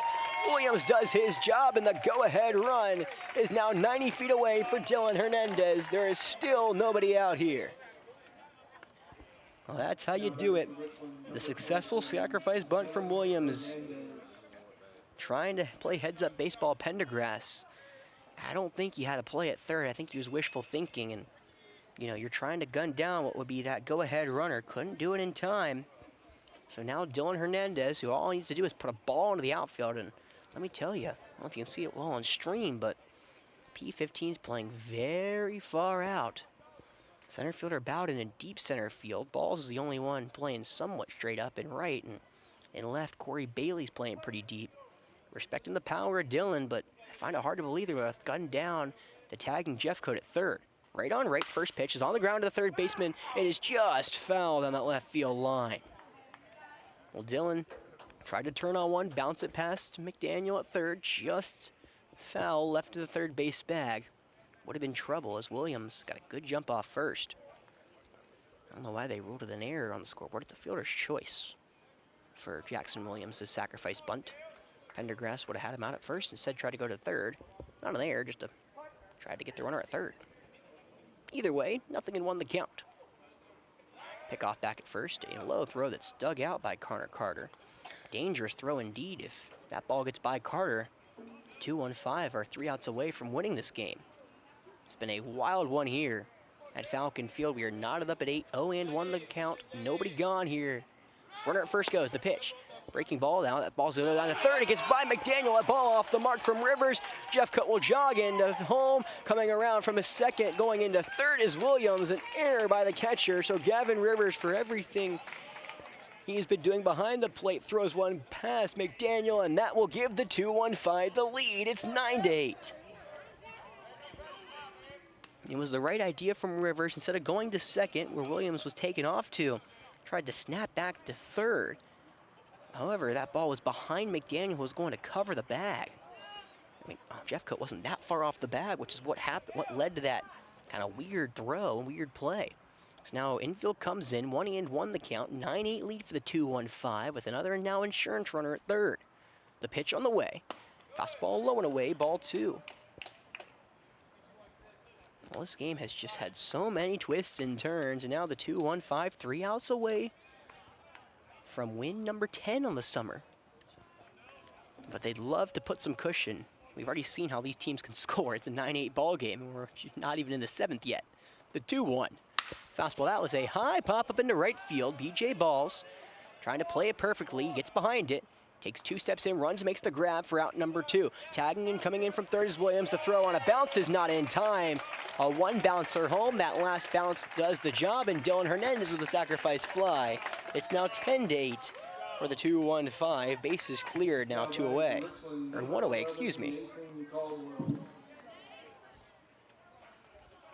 Well, Dylan does his job, a sacrifice fly to the right fielder, B.J. Balls, just far enough away to make it count.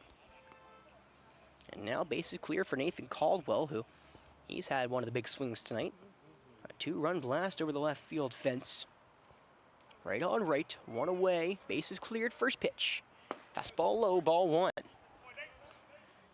Well, I believe both of those runs will be unearned on Pendergrass. Don't quote me on that one. Maybe the Cox one's not, but it's a weird play where, you know, the error probably did cost him. So one of the 3 runs that came across on Pendergrass is earned. The 1-0. Fastball wide, ball 2.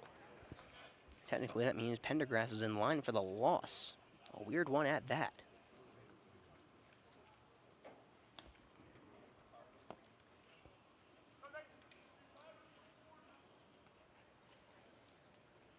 So after Caldwell, it's the 9-hole. Joe Ray awaits the 2-0. Fastball in tight. Caldwell almost gets hit in the shoulder, and now it's 3-0 the count.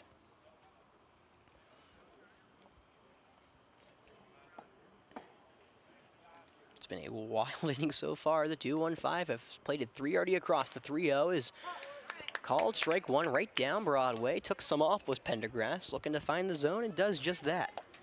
It was a hit by pitch to Bremer, then an error that allowed Jeff Coate to reach, and then a fielder's choice that allowed Williams to reach on the sacrifice bunt. The 3-1, fastball way high, and that is a 5-pitch walk to Caldwell to put another insurance runner on first. And I don't know if you heard Coach Dorsey bark across the diamond. Brady Evans will be the pitch runner for Nathan Caldwell.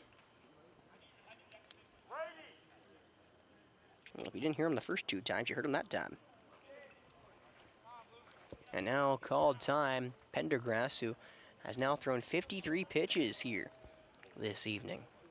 Again, a talk to from the coach. Pendergrass whips it in there.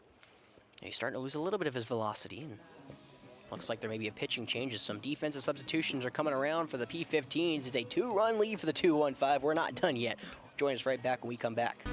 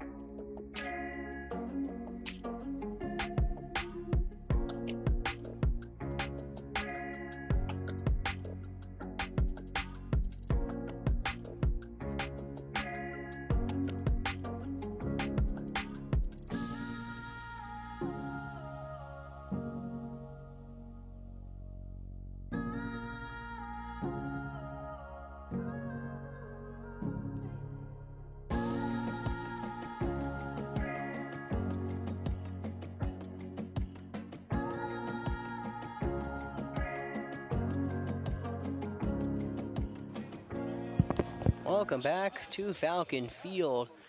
A new pitcher is Corey Bailey. We'll do some defensive changes here momentarily as the right-handed Joe Ray will meet the right-handed Corey Bailey.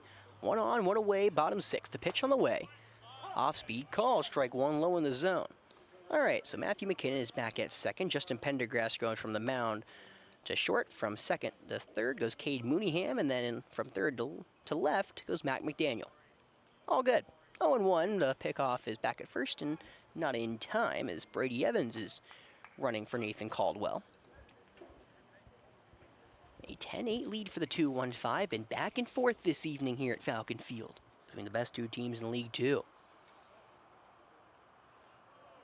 The 0-1 to Joe. Curveball called, strike one, or two, excuse me, looked like his curveball. Well, Joe Ray last time up smacked one to deep center where Bodie Bowden made an incredible grab up against the wall to rob Joe Ray of a double. He's behind 0-2 the pitch. Breaking ball in the dirt, Ray just lays off. It's ball one is Corey Bailey. We'll look at him making his 5th appearance. He has 4 2/3 innings pitched and given up 3 earned runs. Last year he did not make an appearance on the rubber for the P15s. This year he did. He's made 5 of them now. The 1-2. Swung through and missed, but a fastball by Joe Ray, and there's 2 away. Now batting number 18, Charlie Scott. Corey Bailey trying to get the P15s back to the dugout. They trail by 2, 10-8, but it's the top of the 2-1-5 order, and now Charlie Scott back up.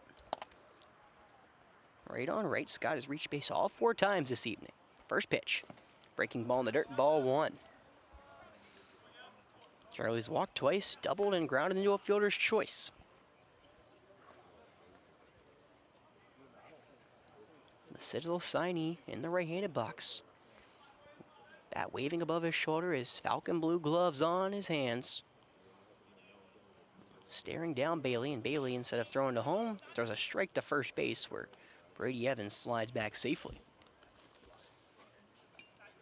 Brady has 1 swipe back so far this summer, used more as a pitcher for the 2-1-5 rather than a fielder or pitch runner, but here he is, the 1-0. That ball is a fly ball down the right field line, ball's racing over, loses the cap in foul ground and just runs out of room as that ball hits the 2-1-5 bullpen. BJ would have raced that ball down if it had a little more room, but Charlie was lucky he found out of play. Turns over to 1 ball, 1 strike, with 2 away now here in the bottom of the 6th. The 2-1-5 in front of the P15s, 10-8. Let's take you back. It's a 1-0 lead for the Sumter P15s. They jumped out in the first before the 2-1-5 responded and got to a 6-1 lead. That was the P15s 3-1-3 in the 3rd, 4th, and 5th to take that 8-7 lead. The 2-1-5 tacked on 1 in the 4th. And now the 2-1-5 have the lead. A grounder over to the second. It will be Pendergrass, the shortstop, who gloves it, flips it to McKinnon, and that will retire the side. However, the damage is done. A couple errors, a sacrifice fly, and the 2-1-5 are 3 outs away from winning game number 10 this summer. We'll find out if they can when we come back.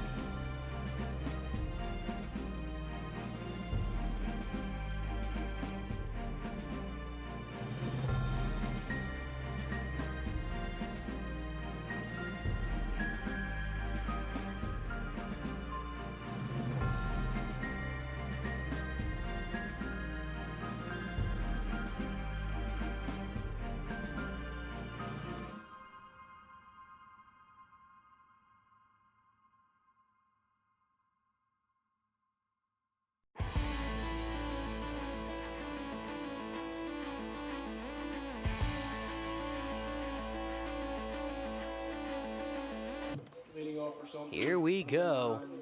Top of the 7th, Joe Ray trying to close the door here for the 2-1-5.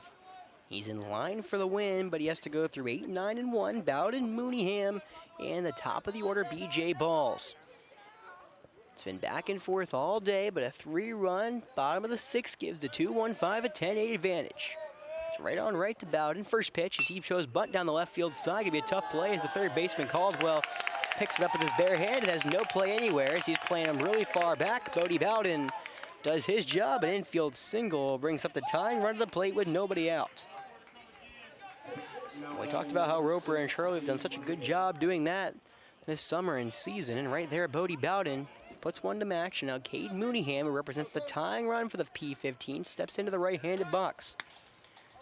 Past 10:08 here at Falcon Field as a pickoff back to first, not in time.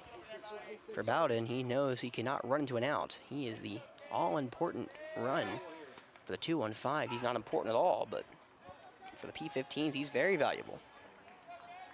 What I mean by that is, they need him to come back, but the 2-1-5 care about the runner at the plate, not the runner at first. Another throw back to first, not in time. Joe Ray is whipping it over there to Rohan. Rohan over at first, Tyler at short. Caldwell at third, and Jackson Williams at second is the infield for the 2-1-5. A little different now that Joe Ray's on the rubber. Right on right, first pitch home is pop foul to the right side. Well, again, this is the second time the P15s have seen Joe Ray. Joe is trying to finish off this game in what would be his second win of the summer. He's a 4.02 ERA over 6, now 7 appearances, 15 2/3 innings pitched. For the Falcons, he had a 0.60 ERA, but he was used much more sparingly. AKA, he had 10 appearances and 11 2/3 innings pitched. This summer, he now has 7 appearances and now coming near to, I believe, 18 innings. The 0-1 curveball that just misses the back of Mooneyham for ball 1. Very dangerous pitch. Throw back to first. That was very close, but just a tad late. For Mooneyham, he's reached base all 3 times. He's been walked and hit and has a double. 1-1 the count, nobody gone. Another throw back to first. Well, in case you wondered if he was looking at first, Joe Ray is now thrown back over there about 6 times. 1-1 the pitch. Changeup stays in tight. 2 balls, 1 strike.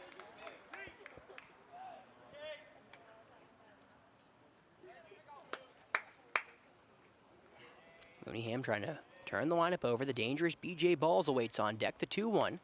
Curveball just up and in. Ball 3. Well, Mooneyham with 4 RBIs has 1 already tonight, so make it 5. Throw back to first, not in time. He's trying to turn the lineup over is B.J. Balls, who after 2 RBIs back in the 5th, who gave him one that gave him the lead, waits on deck. The 3-1. Fastball, that one is driven into left field. Jeffcoat has a read, drifts back toward the trap, and makes the one-handed grab for out number 1. That one off the end of the bat from Mooneyham. He just missed a launch angle. Either way, it is out number 1, and now it's B.J. Balls. Balls has had a weird day. He's 1 for 3 with a weird ground out, a ball off the pitcher's mound. It was Lucas Price, the third baseman, for an out. He's walked as a little flare out to the third baseman, and then a 2 RBI single where he was caught stealing for the 3rd time this summer after Dylan Hernandez showed off the cannon. Also, Tressley tried to take third, and Dylan said, "Not on my watch." That ended the 5th. The southpaw awaits Joe Ray, trying to fight his way through some throwing over there for the 2-1-5. The pitch is a hard liner over to the right side and will go foul towards those bleachers right near the 2-1-5 bullpen. Ball's a team high, 18 RBIs. Can he deliver in the clutch here? He represents the tying run of the game for the P15, 10-8 lead for the 2-1-5. The 0-1. Fastball low, skips away from Dylan. Again, that run does not matter, as Bowden will race down to second on the wild pitch. For the 2-1-5, the run that matters for them is the runner at the plate. It's a 10-8 lead, 2-run advantage for the 2-1-5. It's been back and forth all game. 2-1-5 has led by as many as 5. They've trailed by 1 twice. It's the top of the P15 order. BJ Ball's up for the 5th time this evening.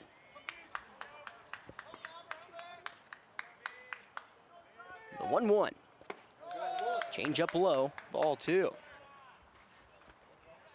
Well, again, both these teams will not play again until next Wednesday. They're both firmly in the playoffs. Just a momentum builder, and both these teams, you know, no-nothing game, but they're taking it pretty seriously, if you ask me. The 2-1.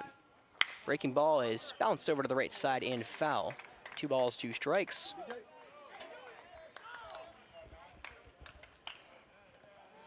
Well, if it gets that far, Pendergrass in line for the loss here for the P15s. The P15s have used 5 different pitchers: Monahan, Stanfield, Harris, Pendergrass, and Bailey.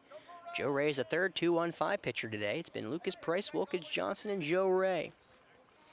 One another fun note, the P15s are out hitting the 2-1-5 by 2.5 times. 10 hits for the P15s, just 4 for the 2-1-5, but the 2-1-5 have the 2-run advantage.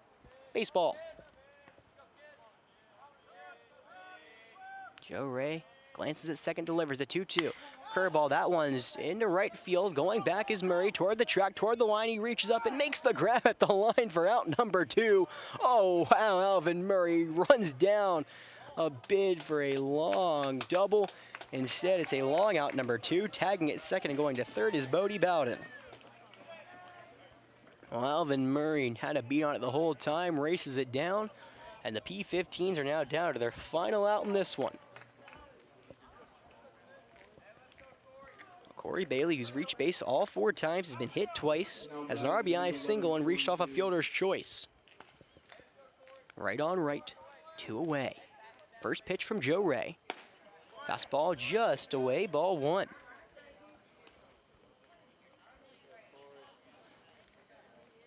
Oh, with a win here, the 2-1-5 and the P15s will actually have the same league record, but for the 2-1-5, you got to win those games. The 1-0 is popped foul to the right side. It will go out of play. 1 ball, 1 strike now. The Sumter P15s have swept the 2-1-5 thus far, 3-0. The series record. And that's how the P15s have locked up the league already. Bailey in the right-handed box. 1 ball, 1 strike. Joe Ray fires the pitch. Breaking ball misses in tight, ball 2. And again, we talked about how Bailey's been hit by so many pitches. Number 17 came back in the 3rd inning, but he jumped out of the way of that one. He represents the tying run. 2-1. Change up is lined foul to the right side. Now the P15's down to their final strike.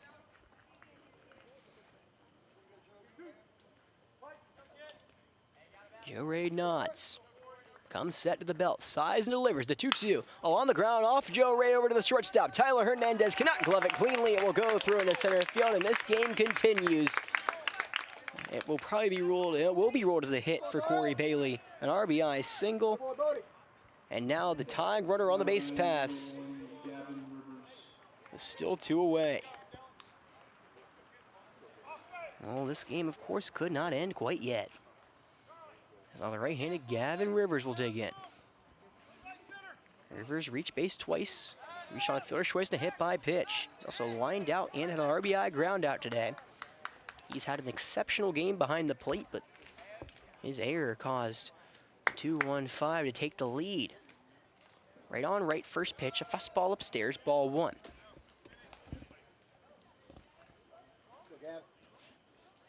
Well, big time game here at Falcon Field. Again, the game that technically means nothing in terms of the standings means a lot to these players here. The 1-0. Breaking ball up and in, ball 2. Well, I heard some balls thrown earlier for the 2-1-5. Looks like there's no one up in the bullpen, so it will be Joe Ray's to go. He's at 42 pitches. He's thrown up to 100 this summer. The 2-0. Fastball is rolled over to the left side and foul. 2-1.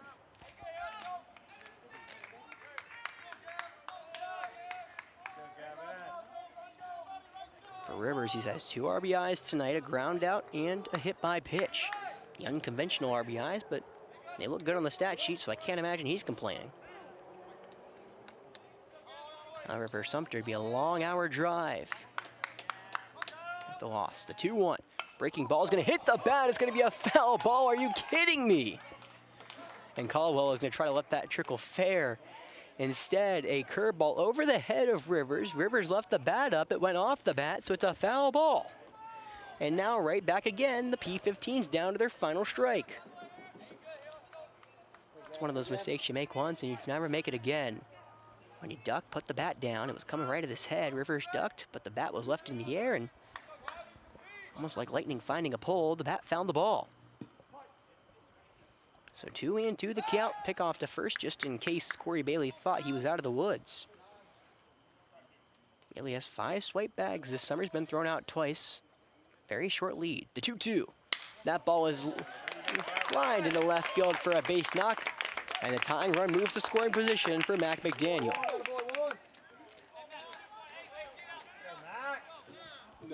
Well, now Mac McDaniel, who had a punishing double off the left field wall his last at-bat, now has a chance to potentially tie or give the P-15s the lead. Of course this game is going to continue to go. Why would it not? And now it'll be a come to a mound visit for Joe Ray as Dylan's going to come talk to him. Looks like they're figuring something out with the mound. I'm not sure what. Looks like, I mean, that mound looks very dry, so we'll be right back here as the mound visit's going to ensue.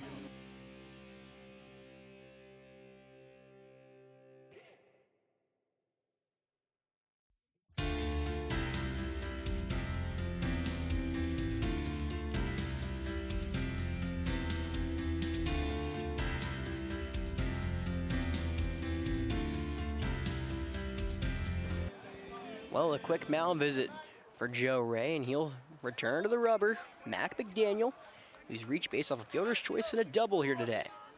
Right on right, tying runner for the P-15s at second. Infield playing back. First pitch. Breaking ball in the left-handed box, ball 1. Well, no one said this game was going to be easy to finish off, and playing along to how it's went, it is not.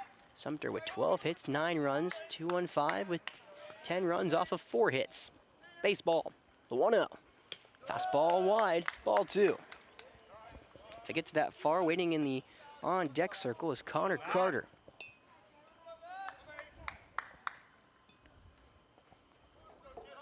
Two balls, no strikes, 2 away, top 7. 1-run lead for the 2-1-5 with runners at first and second for the P-15s. The pitch, curveball, that one slammed into left field. Coming on is Jeffcoat. He makes the grab, and that will do it.